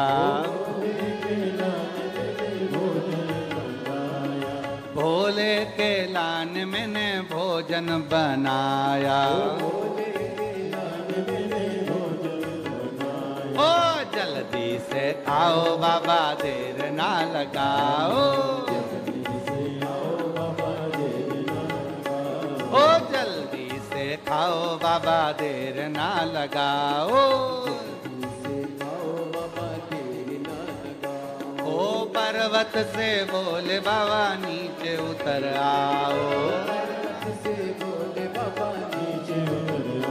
ओ पर्वत से बोले बाबा नीचे उतर आओ, पर्वत से बोले बाबा नीचे उतर आओ। ओ देर ना लगाओ बोला देर ना लगाओ।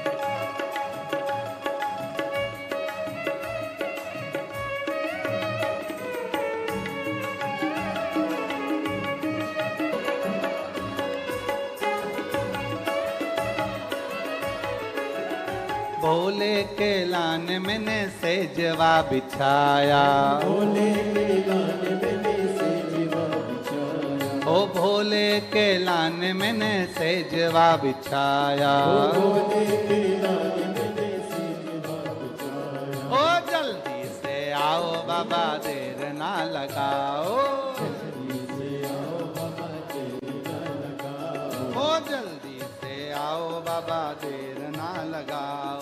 जल्दी से आओ बाबा देर ना लगाओ। ओ पर्वत से बोले बाबा नीचे उतर आओ, ओ पर्वत से बोले बाबा नीचे उतर आओ, ओ पर्वत से बोले बाबा नीचे उतर आओ। ओ पर्वत से बोले बाबा नीचे उतर आओ। ओ देर ना लगाओ बोला देर ना लगाओ, देर ना लगाओ बोला देर ना लगाओ, देर ना लगाओ बोला देर ना लगाओ। देर ना लगाओ बोला देर ना लगाओ।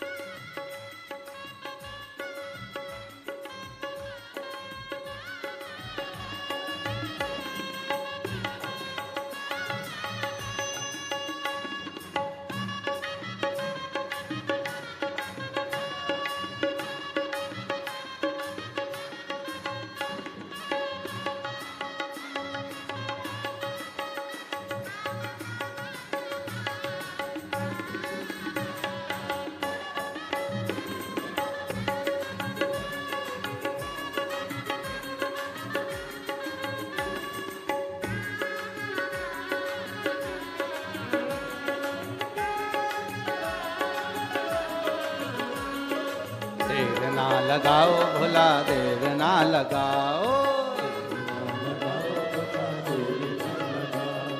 देर ना लगाओ भोला देर ना लगाओ, देर ना लगाओ, देर ना लगाओ, ओ देर ना लगाओ भोला देर ना लगाओ, ओ देर ना लगाओ भोला देर ना लगाओ, आर्य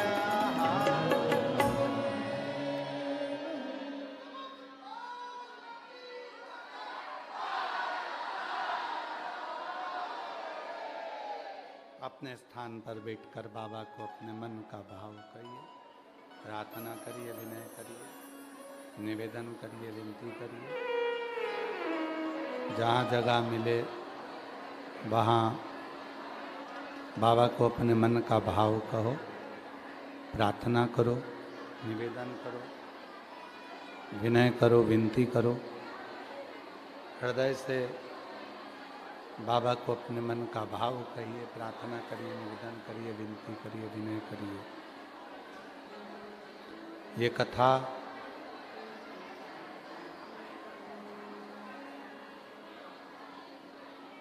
कल 15 अगस्त को विराम हो जाएगी।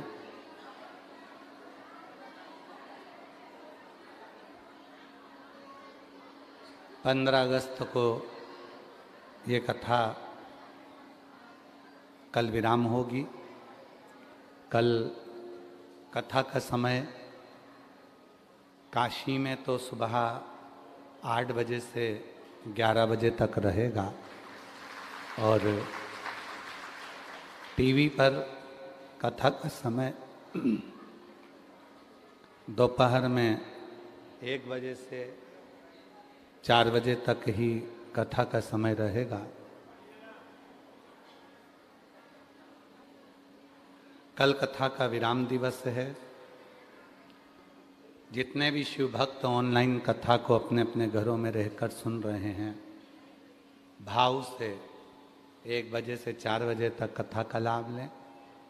जो लोग बाबा की कृपा से यहाँ आए हैं वो सुबह 8 बजे से, ये चल नहीं रहे हैं क्या, 8 बजे से 11 बजे तक कथा का लाभ लेंगे और उसके बाद में 17 से 23 अगस्त तक शिव महापुराण की कथा श्रावण के महीने की विराम की कथा रहेगी। सावन के महीने की जो कथाएं चल रही थी वो सावन के महीने की जो विराम की कथा है वो 17 अगस्त से 23 अगस्त तक भिलाई जयंती स्टेडियम छत्तीसगढ़ में 1 बजे से 4 बजे तक कथा का क्रम रहेगा। सारे छत्तीसगढ़ वासियों को यही मौका मिला है कथा सुनने का। बाबा ने कृपा करी है। जो सोमवार की नाग पंचमी के दिन से ये कथा छत्तीसगढ़ जयंती स्टेडियम भिलाई में प्रारंभ हो रही है और बाबा की कृपा से वो दिन एक ऐसा दिन है जो कई वर्षों में, हमने कहा था 33 वर्षों में ये 6ठे बार उसका क्रम रहेगा। सारे छत्तीसगढ़ वासियों के लिए सौभाग्य की बात है कि जो लोग पंडाल में बैठकर कथा सुनेंगे, मेरा देव अधिदेव महादेव उसकी मनोकामना पूर्ण करेगा, शिव कृपा करेगा। इसके बाद में 25 अगस्त को रक्षाबंधन, 25 अगस्त को कावड़ यात्रा सीहोर कुबरेश्वर धाम की भौम प्रदोष के दिन रहेगी, जो सुबह 9 बजे माँ सीवन के तट से चलेगी और कुबरेश्वर धाम तक पहुँचेगी। 11 किलोमीटर दूर तक यात्रा जाएगी। 28 अगस्त रक्षाबंधन की सभी देशवासियों को बहुत बहुत बधाइयाँ हैं। 11 सितंबर से 17 सितंबर तक उत्तर प्रदेश के सभी श्रोता भाई बहनों को खूब बधाई दूं कि उचाहार रायबरेली उत्तर प्रदेश में शिव महापुराण की कथा 7 दिन की चलेगी। तो उचाहार रायबरेली वालों को बहुत बहुत बधाइयाँ, जो बाबा ने आपके 2 लोटा जल को स्वीकार कर लिया। और 11 सितंबर से 17 सितंबर तक कथा होने जा रही है। 20 सितंबर से 26 सितंबर अग्रवाल महिला मंडल सीहोर का जो कथा होती है गादी की, वही कथा रहेगी 2 बजे से 5 बजे तक। वो टीवी पर नहीं आती है। और 13 अक्टूबर से 17 अक्टूबर तक नेवाली बड़वानी में कथा रहेगी मध्य प्रदेश में। 30 अक्टूबर से 5 नवंबर तक उन्नाव उत्तर प्रदेश में बाबा देव अधिदेव महादेव की कथा रहेगी। 24 फरवरी 2027 से 2 मार्च 2027 तक सिरसा हरियाणा में शिव महापुराण की कथा रहेगी। इनके बीच में भी बहुत सी कथाएं हैं जिसकी लिस्ट अभी हम नहीं बोले हैं, जो समय पर आपको बता दिया जाएगा। भाव से बाबा को अपने मन का बात कहिए, हृदय से प्रार्थना करिए, विनय करिए, निवेदन करिए। शिव जी को अपने मन का भाव कहिए, प्रार्थना करिए, विनय करिए। वाद्य यंत्रों की आवाज़ जिस समय स्तुति हो उस समय थोड़ी स्लो रखिए, जिससे सोशल मीडिया पर लोग लिखकर भेजते हैं कि हम स्तुति ही नहीं पढ़ पाते, साथ में नहीं बोल पाते। इसलिए कम आवाज़ में वाद्य यंत्र चलें, आपकी आवाज़ तेज रहे पर जल्दी ना रहे। बाबा को जब अपने मन की बात कहना है तो आराम से साथ में चलिए, जल्दी आगे भगना नहीं है, आगे बढ़ना नहीं। बड़े भाव के साथ में बाबा को प्रार्थना करो। 5 बार साथ में श्री शिवाय नमस्तुभ्यम बोलेंगे, प्रार्थना करेंगे, विनय करेंगे।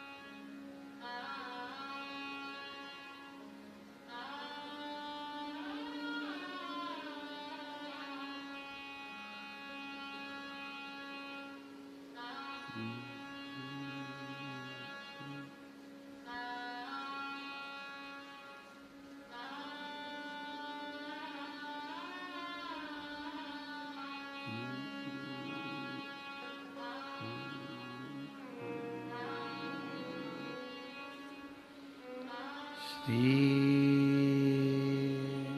शिवाय नमस्तुभ्यं।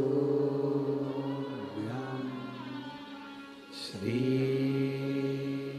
शिवाय नमस्तुभ्यं। श्री शिवाय नमस्तुभ्यं। श्री शिवाय नमस्तुभ्यं। श्री शिवाय नमस्तुभ्यं। भोला सब दुख काटो मां, ओ भोला सब दुख काटो मां। शिव शंकर जपूं तेरी माला, भोले बाबा जपूं तेरी माला। भोला सब दुख काटो, ओ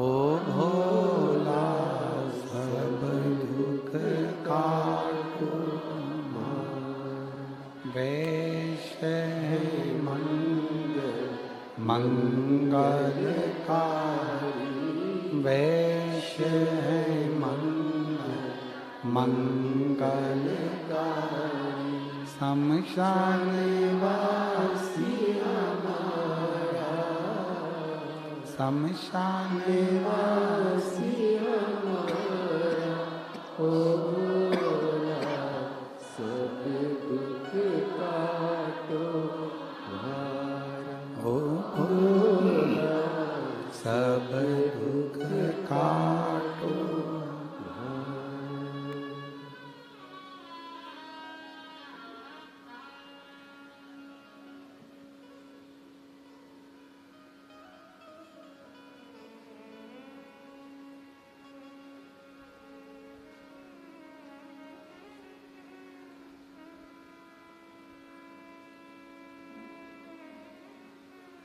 बाबा देवादिदेव महादेव भगवान शिव ओगरदानी त्रिकालदर्शी कैलाशी अविनाशी भगवान शंकर की पवित्र कथा कर रही है। शिव महापुराण की कथा वर्णन कर रही है। शिव तत्व कह रहा है। भगवान शंकर की पवित्र कथा कर रही है। भगवान शंकर की पवित्र कथा वर्णन कर रही है। शिव तत्व कह रहा।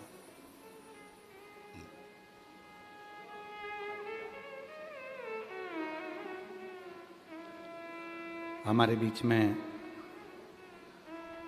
अर्चक श्री काशी विश्वनाथ मंदिर से श्री कांत मिश्रा जी हमारे बीच पधारे हैं। एक बार जोरदार ताली बजाकर उनका साधुवाद। बड़ी दिव्य मूर्ति हैं। बाबा देव अधिदेव महादेव की बड़ी कृपा है जो काशी में बाबा विश्वनाथ जी की सेवा में हमेशा तत्पर रहते हैं। जनमानस में भी आपके काशी के विचार और काशी के प्रति जो भाव की भक्ति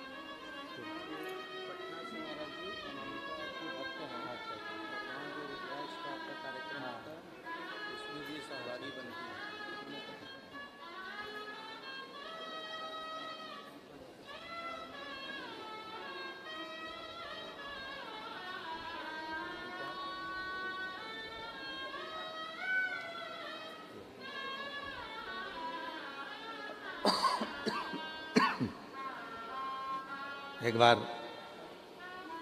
जोरदार ताली बजाकर श्री कांत मिश्रा जी अर्चक श्री काशी विश्वनाथ मंदिर जोरदार गर्जना करते हुए साधुता जिनकी उपस्थिति भगवान शिव के पवित्र विश्वनाथ जी का भाव लेकर आप यहाँ पधारे हैं। बहुत बहुत साधुवाद वंदन। शिव कथा कह रही है। भगवान शंकर का चरित्र कह रहा। शिव महापुराण की कथा कर रही है। शंकुकर्ण को प्रेत दिखा नहीं। प्रेत नजर नहीं आया शंकुकर्ण को। प्रेत नजर नहीं आया शंकुकर्ण को।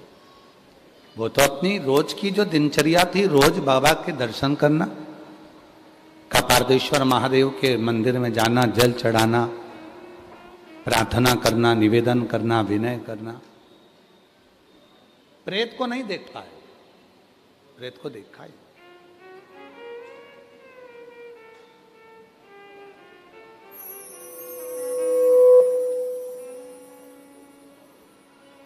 अब रोज शंकुकर्ण ब्राह्मण रोज मंदिर जाते, रोज आते।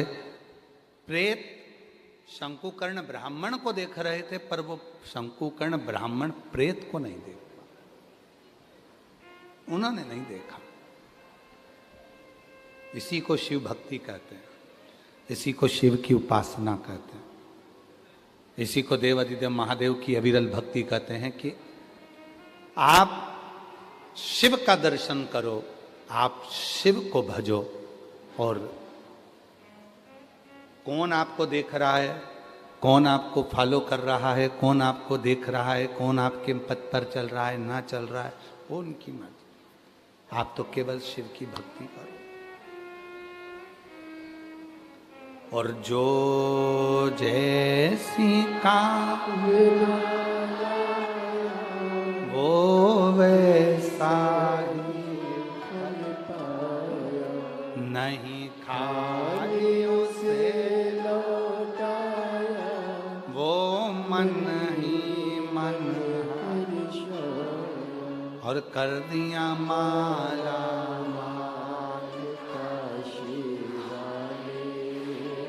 कर माला काशी लुटा दिया भंडार काशी वाले, कर दिया माला माल काशी वाले। शंकुकर्ण ब्राह्मण प्रेत को नहीं देख रहा है, पर प्रेत रोज शंकुकर्ण को देख। आप देखिएगा जरा कितना सुंदर भाव कहा गया।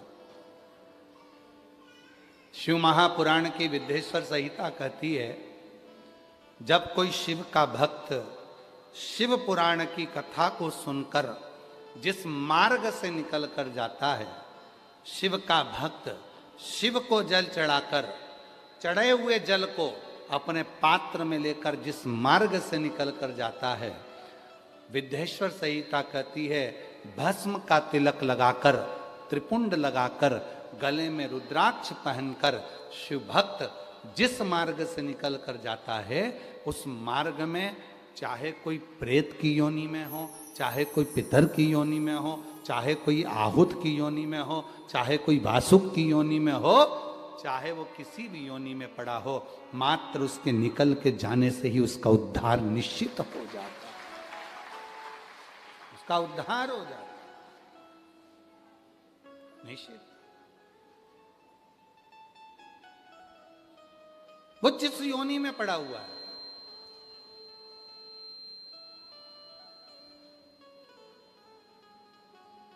अरे किसी ने कितना अच्छा लिखा, एक पुस्तिका में हमने पढ़ा था कि भगवान भोलेनाथ जी से एक भगत प्रार्थना करता है, अगर बनाना कुत्ता तो काशी का बना देना,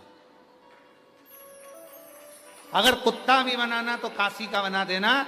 तो लिखा नीचे कि कुत्ता भी अगर काशी का बनूंगा, कोई निकल कर जाएगा, उसके पेड़ की मिट्टी को चाट लूंगा, कोई निकल कर जाएगा, अपना खाया हुआ थोड़ा सा प्रसाद पटक जाएगा, उसको चाट लूंगा, तो हो सकता है कि फिर मैं सारी योनियों से छूट जाऊं और श्रेष्ठ योनि को अगर स्वान बनाए तो काशी का बना देना। और यदि वो एक लाइन माताएं बहुत पहले भजन में गाया करती थी कि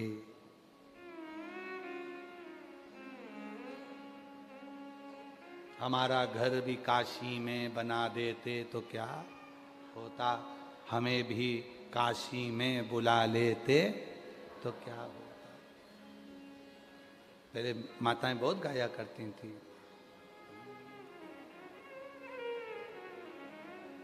विश्वनाथ हमारा घर भी काशी में बना देते तो क्या होता। विश्वनाथ हमारा घर भी काशी में बना देते तो क्या होता। हमें भी काशी नगरी में बुला लेते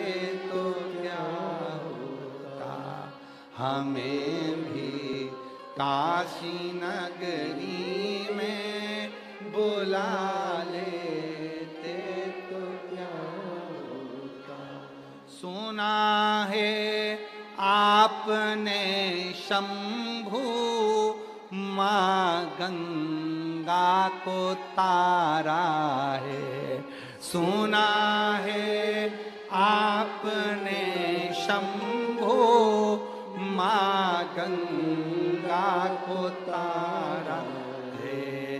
हमें भी गंगा की डुबकी लगा देते तो क्या होता। हमें भी गंगा की डुबकी लगा देते तो क्या होता। विश्वनाथ हमारा घर भी काशी में बना देते तो क्या होता। बाबा यदि हमारा घर भी काशी में बन जाता तो क्या, ये कृपा नहीं तो क्या है। तो विदेश्वर संहिता शिव महापुराण की कहती है, कोई कथा सुनकर जा रहा है तो भी उद्धार है, कोई शिव जी पे चढ़े हुए जल को लेकर आ रहा है तो भी उद्धार है, तो भी उद्धार। अभी महाराज जी बता रहे थे, श्री कांत मिश्रा जी अर्चक श्री काशी विश्वनाथ मंदिर से, कि बाबा को रात्रि को जो माला पहनाई थी वो माला यहाँ बाबा के भाव से लेकर आ। अब जब काशी से विश्वनाथ जी के मंदिर से अगर फूल की माला चलकर आ रही होगी और वो माला झोले में बैग में जब चलकर आ रही होगी, जिस रास्ते से निकल कर आ रही होगी, उस मार्ग के जितने जितने जीव होंगे उनका तो कल्याण अपने आप हो रहा होगा।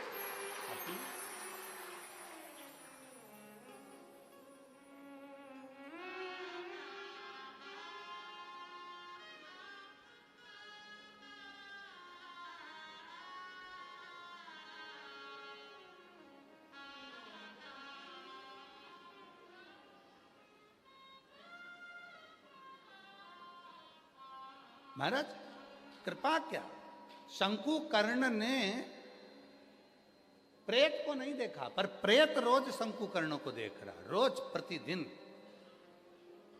और शंकु कर्ण तो अपने वही कपारदेश्वर महादेव का स्मरण कर रहे हैं, जल चढ़ा रहे हैं, पूजन कर रहे हैं, अर्चना कर रहे हैं, सेवा कर रहे हैं, उनके कोई मतलब ही नहीं। शिव का जो भक्त होता है वो अपनी सेवा में लगा रहता है, उसको कोई मतलब नहीं कौन देख रहा है, कौन मुझे फॉलो कर रहा है, कौन मुझे देख रहा है, कौन नहीं देख रहा है, उसे कोई मतलब नहीं, उसको तो अपनी मस्ती में रहना। अब एक दिन प्रेत ने बीच रास्ते में जाके खड़ा हो गया, जहां से शंकुकर्ण जा रहा है, बीच रास्ते में खड़ा। और बीच रास्ते में जो शंकुकर्ण जा रहे थे उसी मार्ग में वो प्रेत आकर खड़ा हो गया, हाथ जोड़ लिए।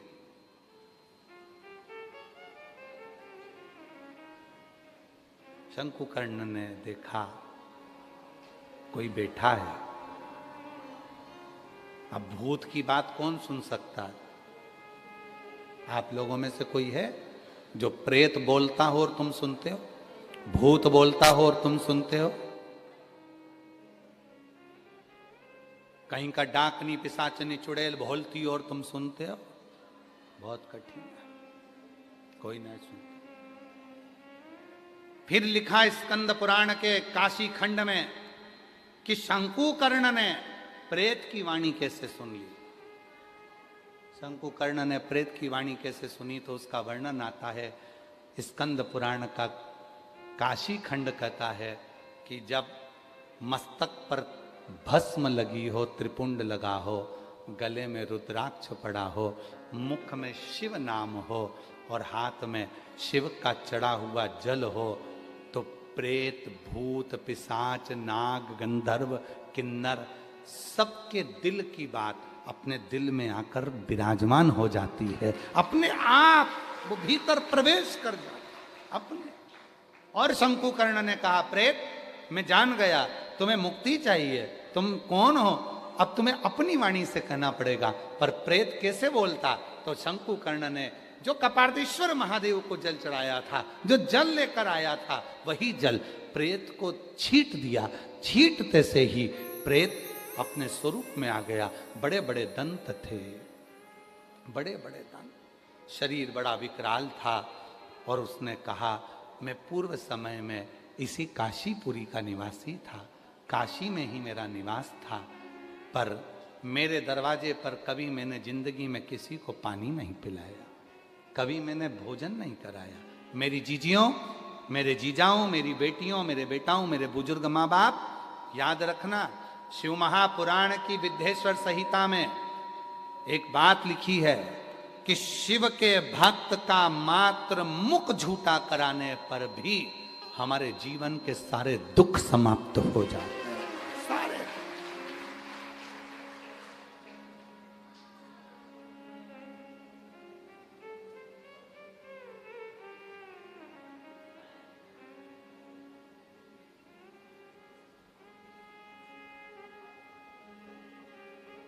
जीवन के सारे दुख मिट जाते हैं। इसीलिए शिव पुराण की कथा में लोग, कोई टॉफी बांट देता है, कोई बिस्कुट बांट देता है, कोई कुरकुरा बांट, कोई जो उसकी मर्जी होती, घर से कोई सामान बना कर ले आया, ठेहुआ बना के ले आया, वो दे देता है, कोई खुरमा बना कर लाया, वो लिया, मठरी ले आया।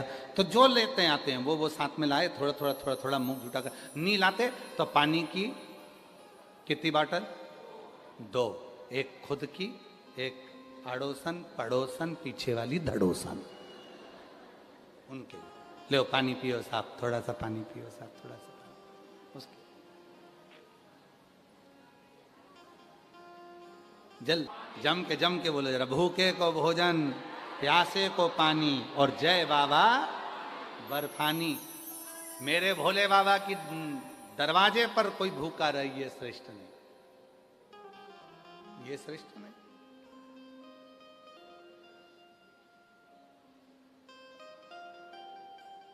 कितना बड़ा वचन है काशी के लिए अन्नपूर्णा माता का। काशी में जो आएगा वो कभी भूखा नहीं रह पाएगा। काशी में आने के बाद अन्नपूर्णा जी कहती हैं कि मेरी जवाबदारी है मैं उसका पेट भरूं। और आप सबको मालूम होगा, जगत गुरु शंकराचार्य जी काशी में आके अन्नपूर्णा जी की परीक्षा ले लिए थे। जगत गुरु शंकराचार्य जी काशी आए और गंगा जी के घाट पर बैठ गए। जगत गुरु शंकराचार्य जी, उन्होंने कहा कि मैं भोजन नहीं करूंगा, अन्न भाग ग्रहण नहीं करूंगा। तप में लग गए, शिव की साधना में जगत गुरु शंकराचार्य जी लग गए। भगवान श्री जगत गुरु शंकराचार्य जी ने जब शिव की साधना करी, कुछ नहीं खाया। सुबह शाम होने लगी। अन्नपूर्णा माता ने शिव जी को वचन दिया था कि तुम्हारी काशी में जो आएगा वो भूखा नहीं सोएगा। पर शिव तो शिव थे, अपने भक्त को लेकर आ गए काशी में जगत गुरु शंकराचार्य जी को, और उन्होंने प्रण ले लिया मैं कुछ नहीं खाऊंगा। प्रण। अभी हमारे वो आशीष कहाँ है? हाँ, ये आशीष हमसे, बाबा जी आशीष अभी सोमवार के दिन हमसे कह रहा था हमारा व्रत है, हम ऐसा व्रत कर लेते, ये भी बोल रहा था विकास महाराज जी, हम ऐसा व्रत कर लेते हैं कुछ ना खाएंगे।